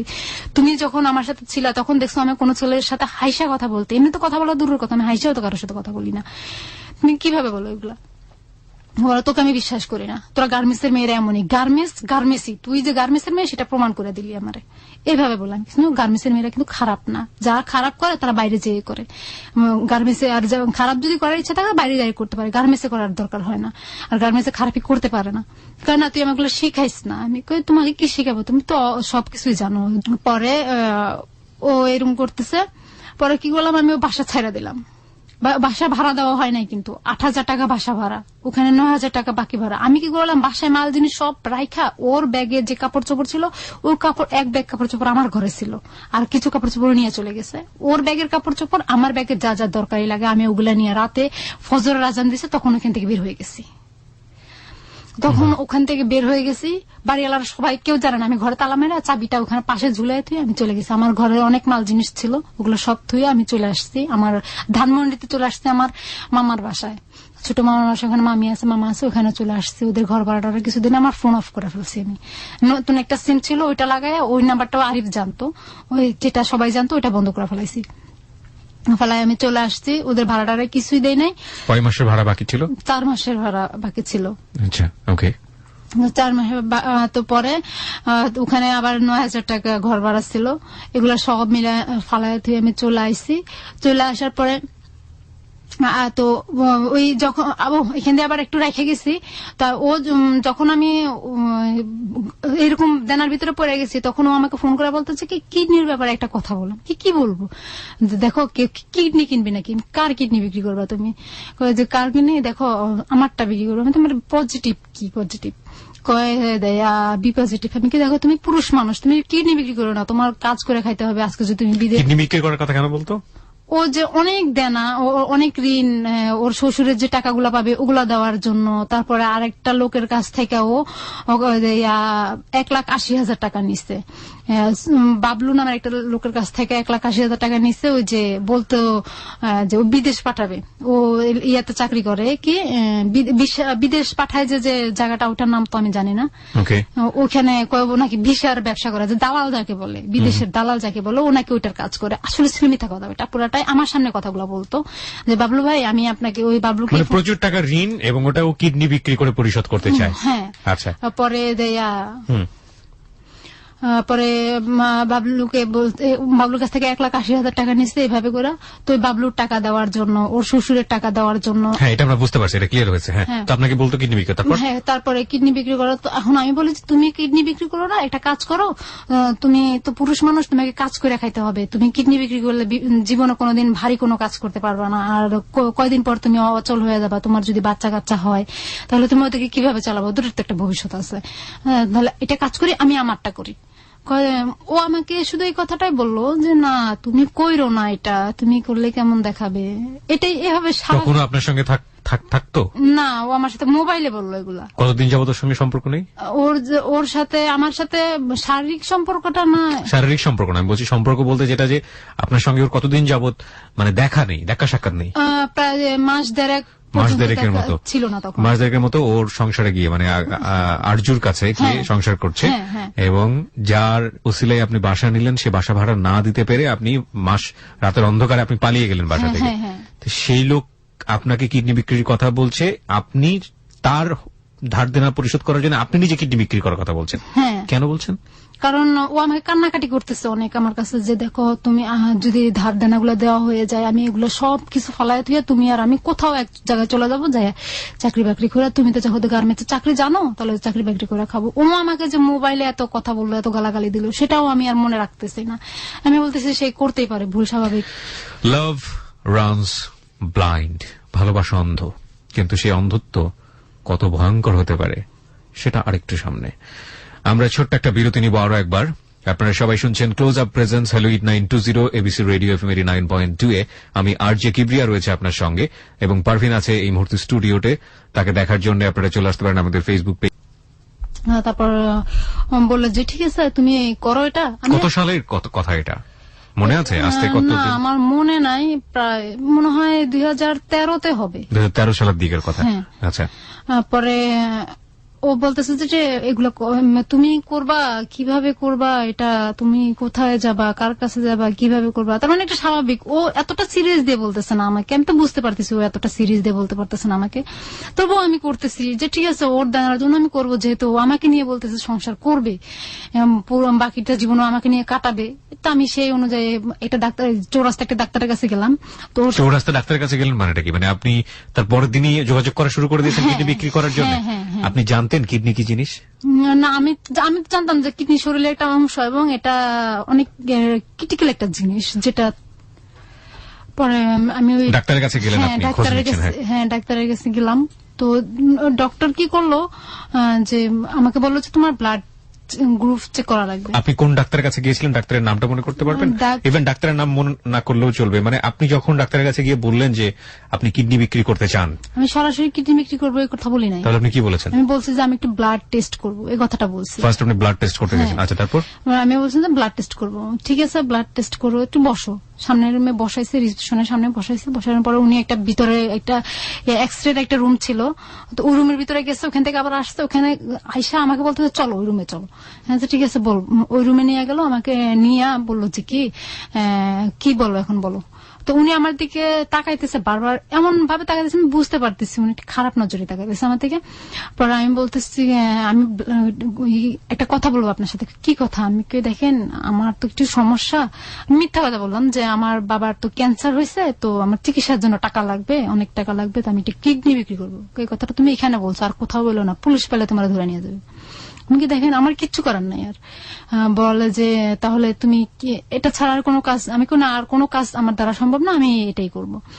ঠিক আছে, তোমার তো ব্লাড টেস্ট করা লাগবে। আচ্ছা ঠিক আছে, ব্লাড টেস্ট করেন। তো উনি ব্লাড টেস্ট করছে, কোনো টাকা নেয় নাই।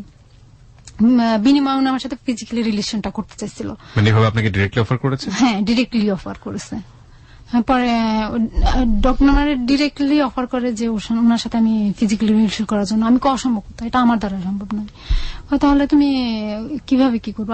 আমি কিডনি বিক্রি করবো, তার জন্য কি আমি কি ফিজিক্যালি রিলেশন করবো না? কিন্তু সেটা করলে আমি তো ফিজিক্যালি করার জন্য কত মানুষ পড়ে থাকে টাকার বিনিময়ে, সেটাই করি। আমি তো সেটাই করতাম। তাহলে আমি কেন এখানে আপনার সাথে এটা করবো? পরে বলো যে আচ্ছা ঠিক আছে, তুমি ব্লাডটা টেস্ট করো। তো ব্লাড টেস্ট করে উনি আমার টাকা নেয় ব্লাড টেস্ট করার সময়।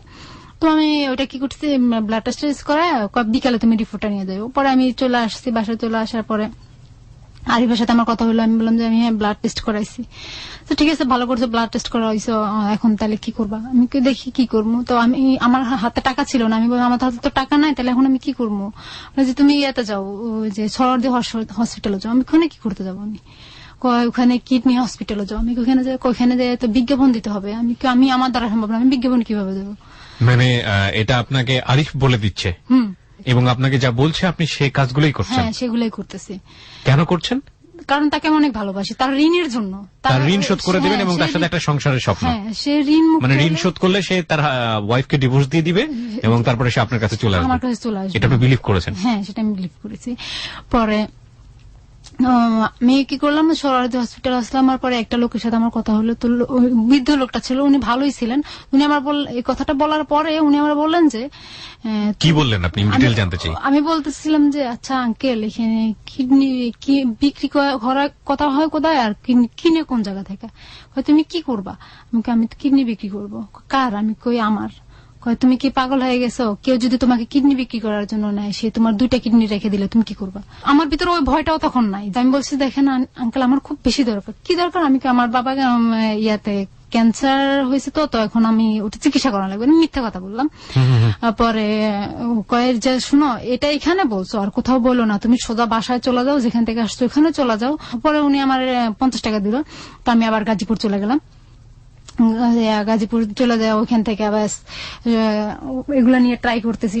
পরে হচ্ছে না দেখে আমি ওই যে বললাম যে বাসা ছেড়ে চলে আসছি। এগুলো হচ্ছে মাঝখানের কথা। পরে বাসা ছেড়ে আমি চলে আসছি। আসার পরে মামাদের বাসায় রয়েছি, ছোট মামার বাসায় রয়েছি। তো ছোট মামা বললো যে এখানে যে আসো, ওগুলো যে বাসাটা ছাইড়া দিয়ে যায়, বাসা ভাড়া ছাইড়া দিয়ে, এখন তো তুই তো আর ওইদিকে যেতে পারবি না। আমি ওদিকে আর কি করতে যাবো, আমার কাজ কি ওখানে আর?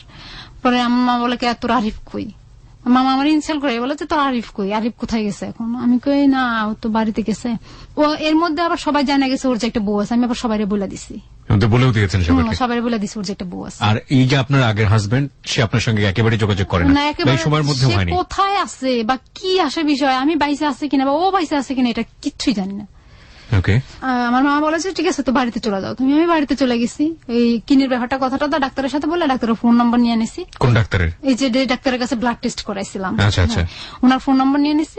উনি বলছে যে ঠিক আছে, আমি কোনো সময় সরোয়ারদিতে গেলে এটা নিয়ে আলাপ করে তোমার জানাবো। ঠিক আছে। আমি ওনার ফোন নাম্বার নিয়ে আমি বাড়িতে চলে গেছি। এখন আরিফের সাথে আমার দেখা করতে হবে। আর আরিফের সাথে আমি দেখা করবো, ওকে না দেখলে আমার ভালো লাগতেছে না। পরে আমি ওর সাথে দেখা করবো, আমার হাতে টাকা নাই। এখন না ওই যে আরিফ রাসেলের ওই বিচারটা নিয়ে, তো চেয়ারম্যানের বোর্ড অফিস, গ্রামের বাড়িতে যেটা বলে উপজেলা অফিস, তো উপজেলা অফিসের সচিব ছিল কি, যে উনি বিচার টিচারি করে চেয়ারম্যানের কাছে নিয়ে দেয়, বিচারের ডেট ফাইনাল করে আর কি উনি। তো ওনার কাছে গেলাম, উনি আমাকে দেখে উনি আমাকে খারাপ প্রস্তাব দিল। কিসের বিচার আপনার? কার সঙ্গে? রাসেলের সাথে আমার তালাকের বিচারটা। ও আমাকে ডিভোর্সনামা তখন পাঠিয়ে দিচ্ছে। আমি বাড়িতে যখন গেছি তখন আমার ডিভোর্সনামা পাঠিয়েছে। আচ্ছা আচ্ছা। আমি চাইতেছি আমার কাবিনের টাকাটা দিয়ে। কাবিনের টাকাটা আপনাকে দিয়ে দেখ, মানে আপনার দেনমোহরটা দিয়ে দেখ। হ্যাঁ, কাবিনের দিয়ে দেখ। কত টাকা ছিল দেনমোহর? দেনমোহর ছিল হলে 2.5 লাখ টাকা। 2.5 লাখ টাকা। সেটার জন্য আপনি মানুষের কাছে যাচ্ছেন বিচারের জন্য? আপনি থানা পুলিশে যাননি? না, থানা পুলিশে যান। পরে আমি যে এলাকার যে মেম্বার ছিল আমার, সেই মেম্বারের কাছে গেছি বিচার চাওয়ার জন্য। উনি আমার কাকা হয়, কাকা ডাকি বড় গলায়। উনি আমাকে বললো যে আমি যা বলবো তা শুনতে হবে, তাহলে আমি তোমাকে তাহলে বিচারে জিতাই দেবো। আমি কি শুনতে হবে আমাকে? আমার বললো যে তুমি আমার ফার্মেসি ছিল ওনার, ওখানে আসবে, সন্ধ্যার সময় আসবে। আমি কেন যাবো ওখানে? বলে তোমাকে চাকরি দিব। আম্মা বলছে যে যাবি। আমি কই না, ওনার তো মতলব খারাপ। তুমি তাহলে সন্ধ্যার সময় আমাকে যেতে বললো কেন? আমি বুঝে গেলাম যে ওনার মতলব, উনি সন্ধ্যার সময় যাওয়ার মানে চাকরি দিতে হলে সন্ধ্যার সময়, দিনের বেলায় কি হয়েছে। পরে উনি আমাকে সন্ধ্যার সময় যেতে বললো, আমি দিলাম না। পরে আমাকে মোবাইলে বললো যে আমি যা বলবো তা করতে। আমি কি করবো কাকা? আপনার সাথে আমি কি করবো? আপনি তো আমার কাকা, এক গলা যাকে আমি কাকা বলি, বড় ডাক, বড় বাপের চেয়ে ভালো করে আপনাকে সম্মান করি, শ্রদ্ধা করি। আপনি কি যেটা বলবেন আমি সেটা কি শুনতে হবে আমাকে বলেন? কয় তুমি আমার সাথে, আমাকে সময় দিতে হবে। কি সময় দেবো আমাকে? উনি আমাকে ফিজিক্যালি রিলেশন করার জন্য অফার করলো। এগুলো আমি রেকর্ডিং করে ফেললাম কথাগুলো। ওগুলা করার পর আমি আম্মাকে শুনালাম, মা দেখেন আপনি কাকার মেম্বাররা বিশেষ করেন, মেম্বারে এই কাজটা করতেছে।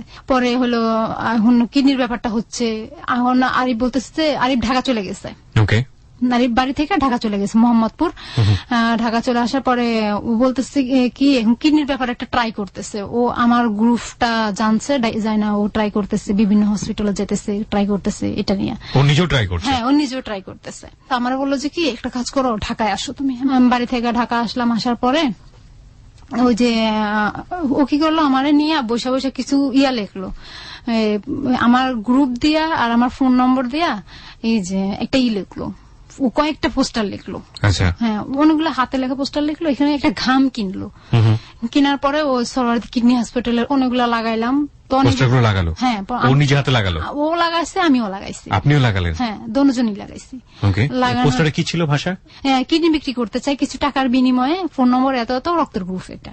ও মোহাম্মদপুর ওর বাসায় চলে গেছে, ওই যে বন্ধু বান্ধবের সাথে যে মেসে থাকে ওখানে চলে গেছে। আমার তো থাকার আর কোনো জায়গা নাই। স্টেশনে গেলাম তো 10:30টার দিকে আমার কাছে একটা কল আসলো। একটা কল, জিহাদ নামে একটা ছেলে একটা কল করছে। কল করে বলে যে কি আপনি কি, আমার নাম ধরে বলো আপনি কি অমুক? আমি কি হ্যাঁ আমি। বলে যে আপনি কি কিডনি বিক্রি করতে চান? আমি কি হ্যাঁ। কেন? আপনার তো এটা ফোন নম্বর আপনার। আমি কি হ্যাঁ এটা আমার। কেন, কি হয়েছে? আপনি আমার বলো আপনি কোথায় থাকেন? আমি মিথ্যা কথা বললাম, আমি মোহাম্মদপুর থাকি। কি হয়েছে? আমার ভাইয়ের তো কিডনি দুটা ড্যামেজ হয়ে গেছে, তো রক্ত লাগবে কালকে। আমার যে সময় ফোন করছে বলতেছে কালকে ওর ডায়ালিসিস দিতে হবে, তো ডায়ালিসিসের জন্য কিছু রক্ত লাগবে। পরে আমি কি বললাম, আমি কিছু ঠিক আছে, আমি কালকে সকাল 10টার দিকে আসতেছি। কোথায় আসতে হবে?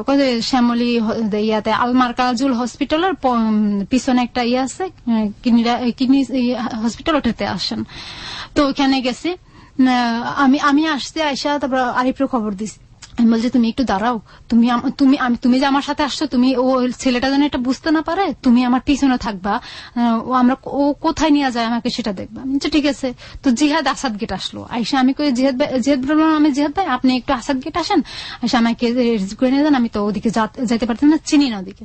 আচ্ছা ঠিক আছে। জিহাদ ভাই আসলো, আইসা আমাকে বাসে উঠলাম। আমরা যে বাসে উঠছি তার অনেকটা পিছনে আরিফ উঠছে।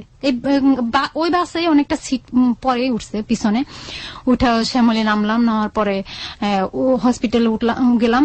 যাওয়ার পরে ওরা আমার সবকিছু টেস্ট করলো, ব্লাড টেস্ট করলো, আমার ব্লাড কোনো ভাইরাস আছে কিনা, কোনো সমস্যা আছে কিনা, সব টেস্ট করে ওকে করলো। ও করে 1 ব্যাগ রক্ত দিতে হবে। তো আমি যে জিহাদের সাথে কথা বলতেছি, একদম কাছাকাছি যে কথা বলতেছি, তো ওটা আরিফ সহ্য করতে পারতেছে না। ও বললো আর কি আমাকে যে আমি সহ্য করতে পারতেছিলাম না, তাই চলে আসছি। ও হসপিটাল থেকে বাইরে বাসায় চলে আসছে, মোহাম্মদপুর চলে আসছে। 1 ব্যাগ ব্লাড দেওয়ার পরে আমি ওটা দাঁড়াতে পারতেছিলাম, আমার মাথা ঘুরাচ্ছিল।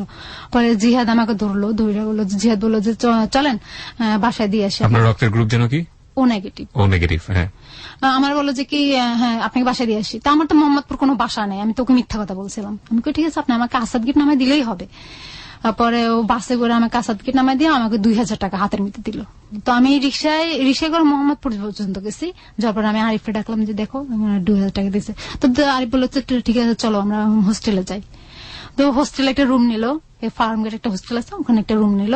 ও দেখলাম কি যখন ও রুমে গেছি আর তখন দেখলাম পরের দিন সকালবেলা ও একটা মেয়ের সাথে কথা বলতেছে। তো ওই মেয়েটা তো যেদিন রাইতে গেছি ওদিনই 12টার সময় ফোন দিছে। আর আমি হ্যালো করছি, আর মেয়েটা কেটে দিছে। ও ছিল তখন বাথরুমে। তখন আমি চুপ করে বসেছিলাম। তো যখন কলটা আসছে আমি নাম্বারটা মুখস্থ করে ফেলাইছি। কি করছি, ওই মেয়েটার ফোন দিছে। আমি মেয়েটার বললাম যে তুমি কে? আমার নাম বিথি। তুমি কার সাথে কথা বলো? রাফির সাথে কথা বলো। আমি কে রাফি? কই যে এই নাম্বারটা দিয়ে কথা। আমি ওর নাম তো রাফি না, ওর নাম তো আরিফ, ও আমার হাজবেন্ড, ওর আরো একটা বউ আছে। কি বলেন? আমি বললাম যে ওর সাথে কিছুদিনের কথা বললো। মানে অনেকদিনে পড়েছে, ওর সাথে কোনো প্রেম সম্পর্ক না। আমি তো একটা প্রেম সম্পর্ক না হলে তুমি কিছুদিন ওর সাথে কথা বলতেছো? আমি কি তোমার কি বিয়ে হয়েছে? আমার বিয়ে হয়েছে। আমি তাহলে ওর সাথে কথা বলার দরকার না, আমার হাজবেন্ড। মিথ্যা কথা বলেন কেন? আমি কি মিথ্যা কথা বলতেছি না, ও আমার হাজবেন্ড। পরে আমি ওর সাথে ফোন কাটা দেওয়ার পরই ওই মেয়েটা আবার ওর কাছে ফোন দিচ্ছে, আরিফের কাছে ফোন দিচ্ছে। আরিফ বাইরে থাকতে আরিফের কাছে ফোন দিচ্ছে, যে বলে তোমার বউ আমার কাছে ফোন দিচ্ছে, তুমি নাকি বিয়ে করছো। এগুলা ও আবার বাইরে থেকে নাস্তা নিয়ে আইসা ও আবার আমাকে এগুলো বলতেছে। ও আমার এগুলো বলতেছে, আমার বইলা অনেক আসছে ওদিনই। আমি ব্লাড, আমি ওকে পাও ধরে বলতেছি তুমি আমাকে আর মারো না, আমি মরে যাবো, কারণ আমি কালকে ব্লাড দিছি, আমার শরীরের কিচ্ছু নেই। দেখো আমি উঠে দাঁড়াইতেও পারতেছি না, আমার খুব কষ্ট হচ্ছে, তুমি কেন আমাকে মারতেছো এরকম? আমি অনেক কান্নাকাটি করতেছি ওর পাও ধরে, তুমি আমাকে আর মারো না, আমি মরে যাবো। তো আমি বলছি যে ঠিক আছে, আমি নোয়াখালী চলে যেতেছি আবার। তো আমি নোয়াখালী চলে আসছি। আর ওই যে জিহাদ আমাকে ফোন দিছে, জিহাদের সাথে কন্টিনিউ আমার চলতেছে। ওইখান দিয়ে আরিফ আমাকে ফোন দিতেছে, দেখো ওদের কিডনির ব্যাপারটা কথা বলো না, ওরা কি বলতেছে বলো না। আমি আচ্ছা ঠিক আছে দেখতেছি। আমি ওখান দিয়ে জিহাদ আবার আমার পছন্দ করছে, ওটা আবার জিহাদ আমাকে ফোনের ভিতরে জানাইতেছে। ওই জিহাদের বাবা আবার ওদের এলাকার সিরাজগঞ্জে ওদের বাড়ি। তো উনি আবার ওই এলাকার চেয়ারম্যান, বর্তমান চেয়ারম্যান, উনি এখনো চেয়ারম্যান আছেন। তো ওই চেয়ারম্যান তো উনি ঢাকায় আসছে, আসার পরে জিহাদ আবার ঢাকায় পড়াশোনা করে। তো ঢাকায় আসছে, ছেলের বাসায় আসছে ওই চেয়ারম্যান। আসার পরে আমার খবর দিছে, আমি আবার আরিফে ফোন দিছি, আমি কই তুমি আমার টাকা দাও, 100 টাকা দাও, আমার ঢাকা যাইতে হবে। বলে যে কি তাহলে তোরে 100 টাকা দেবো, তুই তোর মারে আমার কাছে না দিয়া যা। তুমি এভাবে বলতেছো কেন, গালাগালি কেন করতেছো? কয় তাহলে আমি তোর 100 টাকা কোথেকে এনে দেবো, না কিসের বিনিময়ে দেবো? আমি কই দেখো কিডনির ব্যাপারটা দিতে হবে না, তুমি এমন করো না, তুমি না দেনা মুক্ত হইতে চাইতেছো, তাহলে তুমি এমন করতেছো কেন? কয় আমার কাছে টাকা নাই। অনেক কান্নাকাটি করছো, টাকা দেয় না। পরে আমি আমার কাছ থেকে টাকা নিয়ে অনেক কাকুতি মিনতি করে আমি আমার কাছ থেকে টাকা নিয়েছি, নিয়ে আমি ইয়াতে ঢাকা আসছি। আইসা ওই চেয়ারম্যানের সাথে দেখা করছে। চেয়ারম্যান বলতেছে যে কি কিডনি আমরা নেবো, তো একটা কাজ করো, তো আমার বাড়িতে যায় কদিন থাকতে হবে তুমি। আচ্ছা ঠিক আছে। তো ওই অবস্থায় আমি কোনো কাপড় চোপড় আনি নাই, আমার গায়ে যেটা ছিল ওইটাই, আর আমি বোরকা পরে আসছিলাম। উনাদের এলাকায় নিয়ে গেছেন, ওখানে বলতেছে যে উনাদের ছেলের সাথে নাকি আমাকে বিয়ে দিবে, যেটা কিডনি দুটাই ড্যামেজ, ওটার সাথে আমাকে বিয়ে দিবে। কিসের কি বিয়ে দেবে কি, আমি তো রাজি না। আমি কি বাবা এটা কি ধরনের কথা? আমি কয় না শোনা, এটা মিথ্যা কাবিন হবে। কাবিন তো কোনোদিন মিথ্যা হয় না। দেখো এখানে কোনো মৌলবি দেওয়া হবে না। আমি কি মৌলবিদি না হলে একটা ছেলের আর একটা মেয়ের কাবিন হলে ওটা বিয়ে হয়ে যায়, আর আপনাকে ছেলেকে আমি বিয়ে করবো কেন? আমার তো হাজবেন্ড আছে। সমস্যা নাই, তোমার গার্জিয়ানকে। তো আমি আরিফরে দেখাইলাম যে ও আমার চাচাতো ভাই হয়, এটা হাজবেন্ড সেটা বলি নাই, ও আমার গার্জিয়ান। আমার ফ্যামিলি বেশিরভাগ সময় দেখাশোনা ওই করে। আচ্ছা ঠিক আছে, তো ওকে খবর দাও। তো আমি প্রায় ওদের ওখানে 6 দিন ছিলাম। 7 দিনের মাথায় আরিফকে খবর দিলাম। আরিফ বলে যে আমার কাছে টাকা নাই। তো আমি চেয়ারম্যানকে বললাম যে কি বাবা আমাকে কিছু টাকা দেন, আমার ভাইকে টাকা পাঠাইতে হবে। মানে চেয়ারম্যানের উদ্দেশ্য হচ্ছে যে আপনাকে বিয়ে দেওয়ার পরে আপনার কাছ থেকে কিডনিটা নিবে, তারপর আবার ডিভোর্স হয়ে যাবে। হ্যাঁ, ডিভোর্স হয়ে যাবে। চেয়ারম্যান আমাকে 1000 টাকা দিল। তো আমি 200 টাকা হাতে রেখে 800 টাকা আরিফের জন্য পাঠিয়ে দিছি। তো আরিফ নোয়াখালী থেকে সিরাজগঞ্জ গেছে। এখানে 2 ঘন্টার ভিতরে কাবিন হলো, কাবিন রেজিস্ট্রি 2 ঘন্টার ভিতরে সবকিছু কমপ্লিট হয়ে গেছে। মানে আপনার সঙ্গে? হ্যাঁ, আমার সাথে ওই যে ছেলেটা কিডনি নষ্ট, হ্যাঁ কিডনি নষ্ট, ওর নাম হচ্ছে হিরণ। তো চেয়ারম্যান বলতেছে দেখো মা, এটা নিয়ে এই করো না, তুমি যদি কিডনি নেওয়ার পরে বলো যে আমাদের বাড়িতে থাকতে চাও, সারা জীবনের জন্য তোমাকে আমরা রেখে দেবো, আর যদি বলো না থাকতে চাই না, তাহলে থাইকো না, সমস্যা নাই। এটা আমি বললাম যে আচ্ছা বাবা এটা কিসের জন্য করা হয়েছে? কয় দেখো এটা উকিলে এটা করা হয়েছে এই মাধ্যমে যেন পুলিশি কোনো ঝামেলা করতে না হয়। স্ত্রী স্বামীকে কিডনি দিতেছে, এটাই কোনো ঝামেলা। আর টাকার লেনদেনটা কারোর কাছে বলবা না, সেটা তোমার ভিতরে আর আমাদের ভিতরে। টাকার লেনদেনটা কত জন ছিল? 4 লাখ টাকা। এটা যখন আপনি ওদের সঙ্গে ডিটটা করছেন, বিয়েটাও করে ফেললেন, আপনার পক্ষ থেকে সাক্ষী কেউ ছিল? সাক্ষী ছিল আরিফ। আর এছাড়া পরিবারের অন্য কেউ জানতো না? আমার পরিবারের কেউ জানতো না এই ব্যাপারটা। ওকে, আমরা স্টেপ বাই স্টেপ শুনি। তারপর পরে শুক্রবারে কাবিন হয়েছে, তো শনিবারে সকালবেলা আরিফ চলে আসছে, আমি আর আসি না আরিফের সাথে। আরিফ বাড়িতে চলে আসছে। আবার আমি রবিবারে আবার চেয়ারম্যান সহ ঢাকায় আসলাম। তো ঢাকা থেকে চেয়ারম্যান আমাকে গাড়ি তুলে দিল, আমি এবার নোয়াখালীতে চলে গেলাম। নোয়াখালীতে চলে যাওয়ার পরে আমি আমার মার এই কথাগুলো বলতেছি, মা এই ব্যাপার, আমি কিডনি বিক্রি করবো। আম্মা কাঁদতেছে, আম্মা হাউমাউ করে কাঁদতেছে। আম্মা বলতেছে তুই কি করলি, তুই খুব কষ্টের মেয়ে, তোর জন্য আমার অনেক অত্যাচার সহ্য করতে হইতেছে, আর তুই এই কাজটা করতেছিস, তুই কেন এরকম করলি? গেছে বছরের আগের বছর রোজায় আমাকে ওরা বললো যে ঠিক আছে আমরা তো শ্যামলীতে বাসা নেব, এখানে কন্টিনিউ ডাক্তারের সাথে দেখা করতে হবে, তোমরা স্বামী স্ত্রী হিসেবে দেখা করতে হবে না, ডাক্তার বিশ্বাস করবে না। তো আমি আরিফরে বললাম যে দেখো এরা বলতেছে যে ওদের ওখানে যায় থাকতে। কয় আচ্ছা ঠিক আছে থাকো, সমস্যা নাই। ও অনুমতি দিছে। আচ্ছা গেছি। আরিফ আমার ফোন দিতেছে, আজকে আমার টাকা লাগবে, কালকে আমার টাকা লাগবে, এরকম প্রতিদিন ওর টাকা লাগবে। 50,000 টাকা অলরেডি আরিফের কাছে পাঠিয়ে দিছি। তার মধ্যে 50,000 টাকার মধ্যে খালি 9,000 টাকা আমি আমার মারে দিচ্ছি। একদিন আমি চেয়ারম্যানকে বললাম যে বাবা আমার 10,000 টাকা লাগবে। তো ঠিক আছে কি করবো? আমি কই দরকার একটা দেনাদার এসে বাসায় চিল্লাচিল্লি করতেছে, তো আপনি 10,000 টাকা দিলাম, ওইটা কয় দেনাদারের সাথে আমার কথা বলা দিতে হবে। আমি বললাম বিপদে। দেনাদার আরিফরে দেনাদার সাজাইলাম, 10,000 টাকা নিলাম। তো আরিফরে 500 টাকা পাঠালাম, তুমি ঢাকা আসো। ঠিক আছে, আরিফ ঢাকা আসছে। ও কি করছে, ওই যে ওই মেয়েটার কাছে ফোন দিছিলাম না, ফোন দিচ্ছে, ওই কথাটা ওদিন আবার তুলছে। ও হোটেলে রুম নিচ্ছে, ওদিন আবার তুলছে, আমার 4.5 লাখ টাকা তোর কারণে মারি গেছে। আমি কিসের জন্য? ওই মেয়েটার কাছ থেকে আমি 4.5 লাখ টাকা নেওয়ার কথা ছিল। আমি কিভাবে ওই মেয়েটার সাথে আমি একটা কিছু করতাম, করে ওটা ভিডিও করতাম, করে মেয়েটাকে ব্ল্যাকমেল করতাম। এই ধরনের কথা আপনাকে বলছে? হ্যাঁ। এটা আপনার কিডনি বিক্রির মানে অপারেশনের ডেট এখনো পরে নাই। তখন আমি শ্যামলীতে বাসায় থাকি, শ্যামলীতে ওদের বাসায় থাকি। তো ও বাসা থেকে আমি বললাম যে আমি একটু গাজীপুরে যাবো, আমার মামা আছে, ওরা জানতো আমার গাজীপুরে মামা থাকে, আমি মামাদের বাসায় যাবো। ওরা জানতো না আমি যে হোস্টেলে আসবো। ও আমার কি করলো, মারলো, অনেক মারলো, ও দিন রাতে আবার মারলো। মারার পর আমাকে ওয়ালের ভিতরে একটা ধাক্কা দিল। ধাক্কা দেওয়ার পরে আমার ডান সাইডে এই কাছে মাথার উপর ফুলে গেছে। তো একদিন ডাক্তারের কাছে গেলাম, ওই যে যিনি অপারেশন করছে ওনার কাছে গেলাম, ওই হিরণ সহ কথা বলতে গেলাম। আর ডাক্তার বললো যে তোমার চোখের নিচে কি হয়েছে? আমি ওই ওয়ালের সাথে বাড়ি খেয়ে না কোনো হিরণ মারছে তোমারে। আমি কই না না না, ও মারবে কেন, ওর নিজের গায়েই তো বল নাই, ও নিজে তো উঠে দাঁড়াতে পারে না, তো আমাকে মারবে কিভাবে। আমি কয় না তুমি তো এখানে মনে হয় যে কোনো একটা ঘুষির দাগ, এরকম মনে হয়। না ঘুষির দাগ না, আমি ওয়ালের সাথে বাড়ি খেয়ে পয়রা যায় কলের দুয়ারে ওয়ালের সাথে বাড়ি খেয়ে ব্যথা পাইছি। পরে ডাক্তার বলে যে ঠিক আছে তোমাকে 1 মাস পরে ডেট দেবো। 2014 অক্টোবর মাসের প্রথমে বলছে এটা। তো আমি আরিফরে বললাম কি দেখো আমার তো অপারেশন ডেট পড়ে গেছে, এখানে আবার বনসই লাগবে, বনসই লাগে যে অপারেশনের সময়। এখন আমি বললাম বনসইটা কে দিবে, গার্জিয়ান হইতে হবে, হয়তো মা হইতে হবে নাহলে ভাই হইতে হবে, বাপ না থাকলে। আমার মা ফোন দিছি, মা আসেন আপনি, এরকম আম্মা বলে যে না আমি যেতে পারবো না এটাতে। আমি বললাম অনেক ইয়ে করে অনুরোধ করে বললাম আমার মারে। তা আমার মা আসলো, আসার পর আমি আরিফরেও ডাকলাম, আরিফরে বললাম যে তুমিও আসো। আরিফ বলতেছে না আমার বোনের বিয়ে। আপনার একটু ভয় লাগছিল না যে আপনি? না, আমার কোন রকম লাগতেছিল না, আমার মনে হয়েছে যে এটা করে আমার কাছে একটু খুশি লাগতেছিল, আমার খুব একটা খুশি লাগতেছিল যে আমি কিডনিটা বিক্রি করলে আমার টাকা আসবে আর এই টাকা ঋণ মুক্ত হবে, অনেক খুশি লাগতেছিল আমার কাছে। ও আমার আম্মা আসলো, পরে ও আসলো, পরে আম্মা একটা বনসই দিল, আম্মা কাঁদতেছে, আমার ভাইও আসলো, আমার ভাই কাঁদতেছে, আমার ভাই বড়, ও কাঁদতেছে। বললো যে আপু তুই এটা কি করতেছস। ডাক্তার ওকে আমার ভাইকে জিজ্ঞাসা করছে যে ডাক্তার অপারেশন করবে কামরুল স্যার, তো উনি বলতেছে যে কি তুমি তোমার ভাই যে কিডনি দিবে তোমার বোন জামাই রে, সেটা কি তোমরা রাজি? আমার ভাই মাথা হ্যাঁ বলে আবার নাও বলে। আমি আবার চোখ টিপ দিলাম আমার ভাইরে, হ্যাঁ বল। আমার ভাই হ্যাঁ বলছে।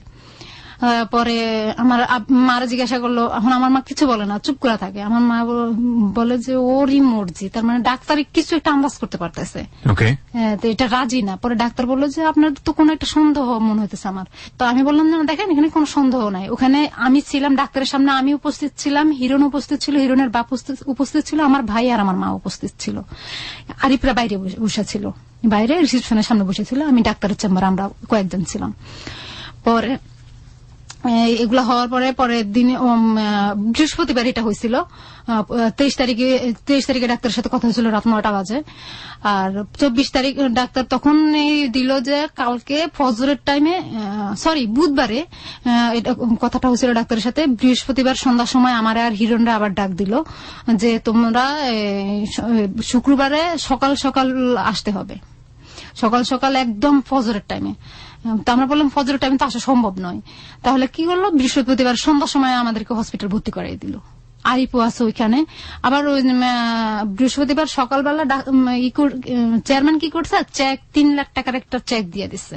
কাকে? জনতা ব্যাংকে। আমার হাতে দিচ্ছে, ওটা আমার হাতে দেওয়ার পরে ওটা বাসাই হয়েছে, তো আমার হাতে দিচ্ছে। আমার মা ছিল ওখানে, আরিফ ছিল ওখানে, সবাই উপস্থিত ছিল, হিরণের বড় ভাইটাই সবাই উপস্থিত ছিল। তো সবার সামনে 3 লাখ টাকা একটা চেক দিছে জনতা ব্যাংকের, আর 50,000 টাকা ক্যাশ গয়না দিছে। তো আরিফ গুনছে ওই টাকাটা, নিজের হাতে গুনছে, গয়না আমার হাতে দিছে, আমি ওটা আমার মার হাতে রাখতে দিছি। এটা রাখেন। তো আরিফ বলতেছে এখন তোমার আম্মুর হাতে দাও, এটা পরে আমি নিয়ে নেব না। আচ্ছা ঠিক আছে। পরে আমার মার হাতে দিছে, আমার মা রাখছে ওইটা। বৃহস্পতিবার সন্ধ্যার সময় আমাদেরকে হসপিটাল ভর্তি করাইলো, সবার সাথে দেখা টাকা কইরা, পরে আর তো দেখা হবে না কারোর সাথে, সবার সাথে মাপ নিলাম। আম্মার বললাম যে মাপ করে দিয়েন, সবার সাথে মাপ টাপ নিয়ে আরিফ আম্মাও কাঁদতেছে, আমার ভাইও কাঁদতেছে। আমি আরিফের চোখে একটু পানি দেখলাম না। ও ওখান থেকে আচ্ছা সবার সাথে বিদায় নিয়ে বের হলাম। পরের দিন শুক্রবারে ফজরের নামাজ পড়া ডাক্তার অপারেশন করবে। ফজরের নামাজ পড়ে ডাক্তার অপারেশন করলো। অপারেশনের সময় তো আমি অপারেশনের সময় নাকি আমি তো ছিলাম অপারেশন টেবিলে, আমার জ্ঞান ফিরছে। তো ডাক্তার বলছে যে এইভাবে তো এই মেয়েটার তো মাথায় আঘাত পাইছিল, তার আগে ওকে একটা ঘুমের ওষুধ দিয়ে দেয়, ঘুমের ইঞ্জেকশন দিয়ে দেয়। তো ইঞ্জেকশন দেওয়ার পরে আমি আবার ঘুমাইছি। তো আমি তার অপারেশনের আগে আরেকটু বলছিলাম যে কি দেখো আমি অপারেশনের পরে আমার যখন যদিও হুশ আসে আর আমি যদি বাইসা থাকি তাহলে আমি সবার আগে তোমার মুখ দেখবো। পরে ও রাজি হলো। পরে আমার যখন হুশ আসলো সত্যি সত্যি আমি ওকে দেখতে পাইলাম, দেখলাম যে দাঁড়ায় রয়েছে, একটা শার্ট গায়ে দিয়ে দাঁড়ায় রয়েছে। আমার কাছে এত ভালো লাগছিল। আবার কি হয়েছে যে আমি শুনলাম পরে অপারেশনের পরে যখন আমার হুঁশ আসছে, আমি আমার কাছে শুনলাম কি তুই তো অপারেশন করতেছস এখানে, আর আরিফ ওখানে দেখ গিয়া মার্কেট করতেছে, তুই অপারেশন থিয়েটারে। আমরা সবাই কান্নাকাটি করি, আর আরিফ টাকা নিয়ে আমার কাছ থেকে টাকা নিয়ে ও জুতা কিনে, ফ্যান কিনে, শার্ট কিনে। আমি তাই নাই, হ্যাঁ কিনুক গা, টাকা তো ওর জন্যই। পরে ও কি করছে, শার্ট টাট কিনে একদম নতুন জামাই সাইজে আমার সামনে আইছে। পরে আমি তো হাসতেছি, ওকে দেখা হাসতেছি, আর ও আমার মুখের দিকে তাকায় রয়েছে। সবাই আছে ওইখানে, আমারে বলতেছে কি তুমি কি সুস্থ আছো এখন? আমি তো আমাকে দেখে তোমার কেমন মনে হইতেছে, আমি কি সুস্থ আছি না অসুস্থ আছি? সুস্থ থাকলে তো আমি উঠে দাঁড়াইতাম, আমি তো বেডে শুয়ে থাকতাম না। পরে 8 দিন ছিলাম ওইখানে হসপিটালে। 8 দিন থাকার পরে 8 দিনের ভিতরে ও আমার সাথে অনেক ঝগড়াঝাটি, আমি ওই অসুস্থ শরীরের ভিতরেও অনেক কান্নাকাটি করছি। হায় রে জীবন, মানে এত সহজ একটা জীবন। উপরওয়ালা আমাদেরকে মানুষ করে দুনিয়াতে পাঠিয়েছেন এবং বলে দিয়েছেন সৃষ্টির সেরা জীব আমরা, অথচ এই জীবনের কত অপচয়। শুধুমাত্র এত মারাত্মক একটা স্পিরিট আমাদের ভিতরে ঢুকিয়ে দিয়েছে, এবং সেই স্পিরিট, সেই ইমোশনটাকে আমরা শুধুমাত্র সুন্দরভাবে কন্ট্রোল করতে পারি না বলেই আমাদের মানব জীবন কখনো কখনো একেবারেই এত তুচ্ছভাবে ব্যয় হয়ে যায় যা বলার অপেক্ষা রাখে না। বলুন তারপর। তারপর ও হলো গিয়ে আমার বললো যে ঠিক আছে চেকটা করো। আমি 8 দিন পরে বাসায় আসলাম, ওই শ্যামলীতে ওই বাসায়। তো আমার মা বাসা নোয়াখালী চলে গেল, আরিফ আছে। আমি আরিফের বললাম তুমি থাকো আমার কাছে, ঠিক আছে। ও তো এখন ওই 8 দিন পরে যখন বাসায় আসলাম, ও আমার জন্য অনেক করতেছে, হলিস গুলো দিতেছে, অনেক করতেছে আমার জন্য, শুধু টাকার জন্যই। আমি ওরে ও বোনের বিয়ে দিতেছে, টাকা পাঠাইতেছে, বাড়িতে বাসায় সোফা কিনতেছে, সেগুলো আমি খবর পাচ্ছি আস্তে আস্তে ফোন দিয়া দিয়া। পরে ও টাকা বলতেছে চলো আমরা করি। চেকটা হয়েছে আমার নামে, ওই যে চেয়ারম্যান যে চেকটা দিছিল না ওটা আমার নামে ছিল।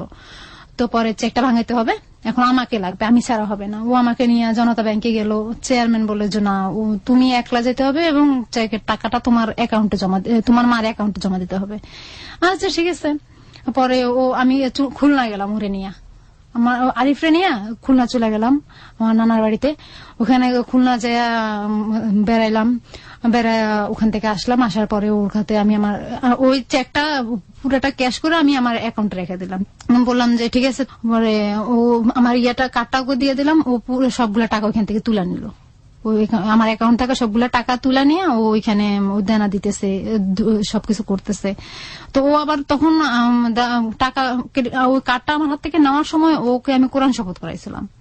ও কোরআন শরীফ ধরে বলছে যে ও আমাকে ছাড়া অন্য কোনো কারোর সাথে সম্পর্ক করবে না, প্লাস ওর বউর সাথে শারীরিক সম্পর্ক করতে পারবে না, আর আমাকে কোনো সময় ফালাই দিতে পারবে না। 1.5 মাসের ভিতরে আমার টাকা আমাকে ফেরত দিয়ে দিবে। হ্যাঁ, আমার ভবিষ্যৎ আছে। পরে এখন আমি ফোন দেই, ওই টাকা দেওয়ার পরে আমি ফোন দেই। ওই সময়টাতে টাকাটা নেওয়ার পরে কি ও আপনার সঙ্গে থাকা শুরু করলো নাকি বাড়ি চলে গেল? না, বাড়িতে চলে গেল। ওর শ্বশুর বাড়িতেই থাকতো। ও শ্বশুর বাড়িতে থাকতো, নিজের বাড়িতে থাকতো না। নিজের বাড়িতে থাকতো না, ও শ্বশুর বাড়িতে থাকতো। বউ ওর শ্বশুর বাড়িতেই থাকতো। ও যে আপনার কাছে প্রমিস করেছিল যে টাকা পয়সা শোধ করে দিয়ে আপনার কাছে রিটার্ন আসবে এবং ওর আগের ওয়াইফকে ডিভোর্স দিয়ে দিবে, সেটা কি হলো? সেটা বলতেছি। তো ও কি করলো যে টাকা, ওই যে বাবলুর যে টাকাগুলো নিছিল ওইটা দেয় নাই। হ্যাঁ, এখনো পর্যন্ত দেয় নাই। আর ওর শ্বশুরের টাকাটা দেয় নাই। ওর শালির কাছ থেকে যে 35,000 টাকা নিছে ওইটা দিছে। আর ওই যে সোফা কিনছে, ঘরে ফ্রিজ কিনছে, খাট কিনছে, টিভি কিনছে, এগুলা করছে টাকা দিয়া। আপনার কিডনি বিক্রি করা টাকা দিয়ে ঘরের সোফা, হ্যাঁ এগুলা করতেছে। বোনের বিয়ে দিছে। বোনেরও বিয়ে দিচ্ছে? হ্যাঁ, বোনের বিয়ে দিছে। বোনের বিয়ে দিছে আবার ওর শালার সাথে বোনের বিয়ে দিতেছে, এগুলা করছে। পরে আমি ওকে বললাম যে কি ব্যাপার, তোমার কি দানা দেওয়া শেষ হয় নাই? বলে যে হ্যাঁ দেনা দেওয়া তো শেষ হয়েছে, এখনো কিছু ঝামেলা বাকি আছে, কাজগুলো আমি শেষ করি। আচ্ছা ঠিক আছে। তো কাজগুলো শেষ করতেছে। তারপর আবার হুন্ডাও কিনছে, একটা সেকেন্ড হ্যান্ড হুন্ডা কিনছে। তো হুন্ডা দিয়ে অনেকদিন আমাকে চড়াইছে, হুন্ডা দিয়ে অনেক জায়গায় নিছে আমার ঘুরতে। পরে হুন্ডাও কিনছে একটা। পরে একদিন বললো কি চলো আমরা চিটাগাং যাই। আচ্ছা ঠিক আছে চলো। তো আমরা চিটাগাং, ও কোনোদিন কক্সবাজার যায় নাই। পরে তো ও সহ ওকে নিয়ে কক্সবাজারে আমরা ওখানে 4 দিন ছিলাম। ওখানে 25,000 টাকা খরচ হয়েছে। তো পরে ওখানে থাকলাম 4 দিন, পরে আসলাম। ও কক্সবাজারে গেছি, ও যেদিন আসবো তার আগের দিন রাতেও আমাকে ওখানে মারলো। পরে পরের দিন সকালবেলা আমরা চলে আসলাম, বাড়িতে চলে আসার পরে ওই কক্সবাজার থেকে আসার পরেই ও আমার সাথে বিহেভ শুরু করলো। ফোন দিলে গালাগালি করে, ফোন দিলে ফোন রিসিভ করে না, ফোন ডাইভার্ট করে রাখে, নাম্বার ডাইভার্ট করে রাখে, ফোন ঢুকে নেওয়ার ফোনে, তারপর মোবাইল অফ করে রাখে, আমার নাম্বার ব্ল্যাক লিস্টে দিয়ে রাখে। এই অবস্থা। আমি বললাম এমন করতেছো কেন? যে দেনাদাররা টাকা পাবে, তাহলে আমি দেনাদাররা টাকা পাবে, তার জন্য তোমাকে আমি টাকা দিছি, তাহলে তুমি এমন করতেছো কেন? এই টাকায় তো আর হয় না, আমার শ্বশুর আমাকে কাছ থেকে 3 লাখ টাকা পাবে, বাবলু পাবে 1,80,000 টাকা, তুমি দিছো আমাকে 4 লাখ টাকা, 3 লাখ টাকা 3.5 লাখ টাকা তো নগদ দিছো, আর 50,000 টাকা তো পাই নাই হাতে, ওগুলো তো খুচরা দিছো, আমি তো খুচরা দিছি, ওগুলো তো ছিল তোমার হাতে, ওগুলো তো আমি খরচ করি নাই, যা করার তুমিই করছো। পরে বলতেছে যে এই টাকা দিয়ে তো দেনা সুদ হয় না, আমার এখন অনেক টাকার দেনা রয়েছে। আমি কত টাকার দেনা রয়েছে? বাবলুর 1,80,000 টাকা রয়েছে, আমার শ্বশুর এখনো 3 লাখ টাকা পাবে। কি করছো তুমি টাকা দিয়ে? কিছুই করি না, টাকা দিয়ে তো দেনা সুদ করছে। আমি দেনা সুদ করলে এগুলো হয়েছে কিভাবে?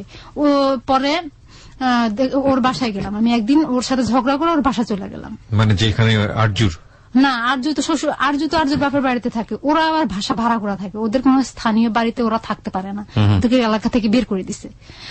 তো পরে ওরা একটা বাসা ভাড়া নিয়ে থাকে, তো ওই বাসা ভাড়া করে ওইখানে গেছি আমি, ওইখানে গেছি আর ও দেখলাম যে ঘরে সোফা, তখন আরো একদিন গেছিলাম, তার আগে ঘরে সোফা ছিল না। আচ্ছা ঠিক আছে, তো গেলেন, ওর বাবা মা ছিল না একসাথে? ওর বাবা ওর মার সাথে থাকে না, ওর বাবা থাকে, ওর ফ্যামিলি মেম্বাররা তো ছিল। ওর মা ছিল। ওর মাকে বললাম যে আপনারা এটা কেন করলেন? কি কেন করলেন মানে, আপনারা এই টাকা কোথা থেকে পাইছেন যে ফ্রিজ কিনছেন, টিভি কিনছেন, সোফা কিনছেন? আমার ছেলে লিবিয়া গেছিল, লিবিয়া থেকে 50,000 টাকা দেওয়ার কথা ছিল সবাই, ওইখান থেকে 50,000, আমি 50,000 টাকা থেকে এগুলো হয়?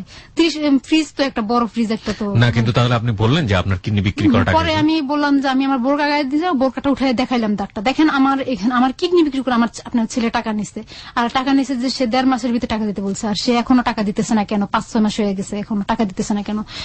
কয় তুই দিছিস কেন? তোর জীবনের মায়া নাই? আমাকে এভাবে বলছে, তোর কি জীবনের মায়া নাই? তোকে তো আমি কত আগে বলছি ওর জীবন থেকে সরে যাও, জীবন থেকে সরে যাও। আমি কেন? তখন দেখেন নাই আপনার ছেলে এগুলো করতেছে, কোন মেয়ের সাথে যাইতেছে, আমরা ছেলের পিছে পিছে ঘুরি নাকি? এগুলা বলতেছে, উল্টা বিচার।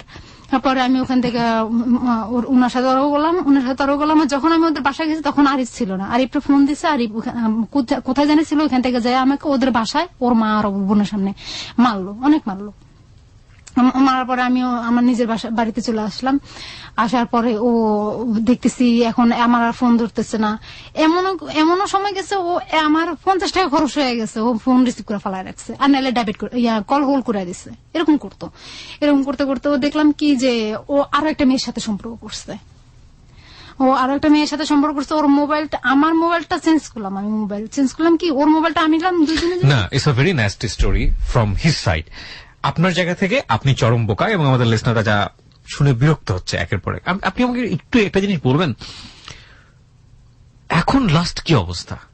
লাস্ট ওর সাথে আমি কথা বললে, ফোন দিলে ও বকা দেয়। এখনো আপনি চেষ্টা করেন ওর জন্য? হ্যাঁ, ও আমাকে বলে যে কি, আমি ওদিন ওকে বলছিলাম, প্রায় 15 দিন আগে ওকে বলছিলাম যে দেখো তুমি সবকিছু ছাড়া আমার কাছে চলে আসো, আমি দরকার হলে তোমাকে মানুষের বাসায় কাজ করে খাওয়াবো বা ভিক্ষে করে খাওয়াবো, তুমি আমার কাছে চলে আসো। তো ও আমাকে 2 দিন না 4 দিন আগে মনে হয় বলছে যে ঠিক আছে আমি তোমার কাছে চলে আসবো, আমি কিছু টাকা গোছাই, কিছু ভাড়া টাকা গোছাই, ওখানে যাই তো থাকতে হবে, খাইতে হবে, কয়দিন তো থাকতে হবে। এই ছেলেটা কন্টিনিউয়াসলি আপনাকে ব্ল্যাকমেইল করছে, আপনার কিডনিটা পর্যন্ত নিয়ে গেল, আপনার গায়ে এখনো হাত তোলে, আপনারকে যে কোনো মুহূর্তে মেরে ফেলার মতো সিচুয়েশনে নিয়ে যায়, তারপরেও আপনি তার পিছনে লেগে আছেন। তার পিছনে লেগে আসছি বলতে সে, তারপরে আমি খুব ইমোশনাল।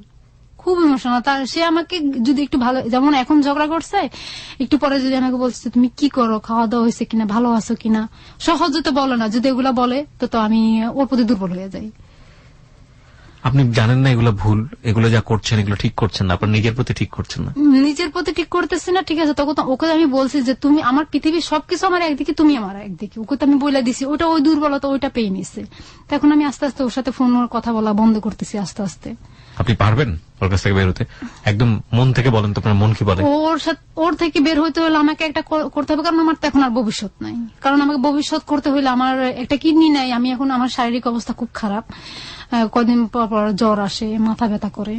মাথা ব্যথাটা আপনি কেন বলতে আসলেন এই স্টোরি আমাদের হ্যালো 8920? এটা বলতে আমার এই কথাগুলো আমি কারোর সাথে শেয়ার করতে পারতেছিলাম না, যে আমি কাউকে বলবো, সেটা মানে আমি ছি বলবে।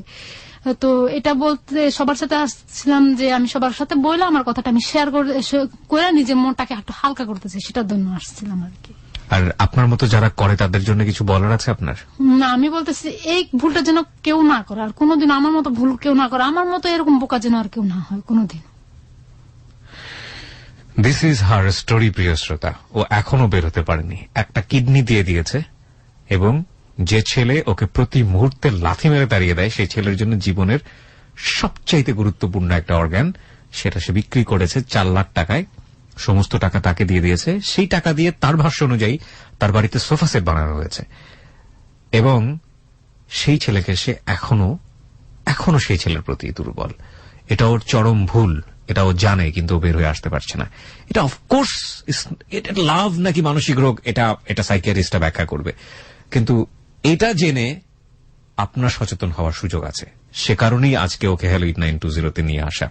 আর ওই যে বললো যে একটু মনটাকে হালকা করতে আসছিলাম, সবাই আমাকে ছিছি করবে, সবাই আমাকে তাড়িয়ে দেবে, কেউ শুনবে না, সবাই আমাকে বকা দেবে, কিন্তু এই একটা প্ল্যাটফর্ম আছে যেখানে এসে মন খুলে একটু মনের কথা বলা যায়। সেজন্যই ওকে আজকের এই হ্যালো 8920 তে নিয়ে আসা। ও যে ভুলটা করেছে, চরম ভুল, আমরা যেন যতই ভালোবাসি, যতই প্রেম করি, যতই পছন্দ করি, এই ধরনের ভুল যেন আমরা কখনো না করি। এবং অন্তত যে মানুষটার এত এত ভুল চোখের সামনে আছে, এত এত অন্যায় চোখের সামনে আছে, তার জন্য নিজের শরীরে একটি অর্গান দিয়ে দিব, দিস ইজ ইম্পসিবল। এই রকম ইম্পসিবলকে যেন আমরা কখনোই আমাদের সস্তা ইমোশনের কাছে বিক্রি করে না দিই। ওর জন্য আমি এখনো আরো একটা প্রস্তাব মানে নিতে রাজি হচ্ছিলাম, যে একটা লোক আমাকে বলছিল যে কোনো একটা লোকের কাছে থাকলে, সে একটা বড় লোক, তো তার কাছে থাকলে সে আমাকে কিছু টাকা দিবে, প্লাস তার সাথে আমার শারীরিক সম্পর্কটা হবে, এই টাকা আমি আরিফের জন্য। এটাও আমি প্রস্তাবটা আমি মনে মনে ভাবতেছিলাম ঠিক মাইনা নেবো কিনা।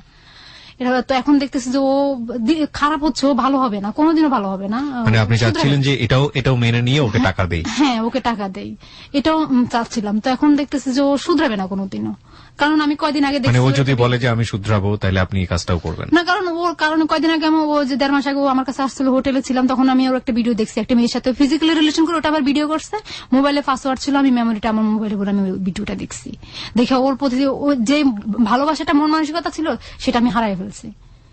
একজন মানুষকে ভালোবাসলে এই ধরনের কাজ করা যায়? আপনি আমাকে একটু বলেন তো, এটা কি সুস্থ মানুষের আচরণ? জানি না। আপনি একটা মানুষকে ভালোবাসেন, ও তো অসুস্থ না, ও তো ক্যান্সারের পেশেন্ট না, ও তো এইডস এর রোগী না, ও তো মারা যাচ্ছে না, ও বেঁচে আছে বহাল তবিয়াতে, ও একটা বউ নিয়ে সংসার করছে, ওর কিছু ধার দেনা আছে, ও আপনাকে বিভিন্নভাবে ব্ল্যাকমেইল করে আপনার কাছ থেকে টাকা আদায় করার চেষ্টা করছে। আপনি এটা চিন্তা করার সুযোগ পান কিভাবে? তো ও আবার বলতেছে কি যে দেখো আমি ওরে বলতেছিলাম, দেখো টাকা রুজি করার মতো আমার কাছে অনেক পথ আছে, তুমি কি চাও আমি সে পথে যাই? কয় শুনো, এখনকার যুগে টাকা রুজি করার জন্য সব পথ করতে হয়।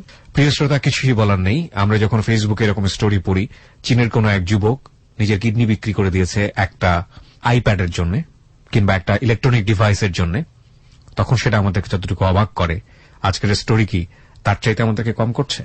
Nothing is impossible in the world, and we must remember life is more than drama. জীবন নাটকের চেয়েও অতি নাটকীয়। আজকের মতো শুভরাত্রি। হাইড্রোজেন পরমাণুতে প্রোটনের সঙ্গে একটি নিউট্রনও থাকে, যার কারণে তাদের ভর সংখ্যা হয় 2, তাদের ভর সংখ্যা হয় 3। সুতরাং হাইড্রোজেন পরমাণু 3টি ভিন্ন ভিন্ন ভর সংখ্যা হওয়া সম্ভব। যে মৌলের পরমাণুতে একই সংখ্যক প্রোটন কিন্তু ভর সংখ্যা ভিন্ন, তাদেরকে সেই মৌলের আইসোটোপ। প্রত্যেক পদার্থই অন্তত ক্ষুদ্র কণা দ্বারা গঠিত। অতীতে এই ক্ষুদ্র কণা সম্পর্কে বিভিন্ন বিজ্ঞানী ও দার্শনিক তাদের বিভিন্ন মতামত দিয়েছেন। খ্রিস্টপূর্ব 5ম শতাব্দীতে লিউসিপাস ও ডেমোক্রিটাস বলেছিলেন যে প্রতিটি পদার্থই নির্দিষ্ট সংখ্যক ক্ষুদ্র কণা দিয়ে গঠিত। তাদের মতে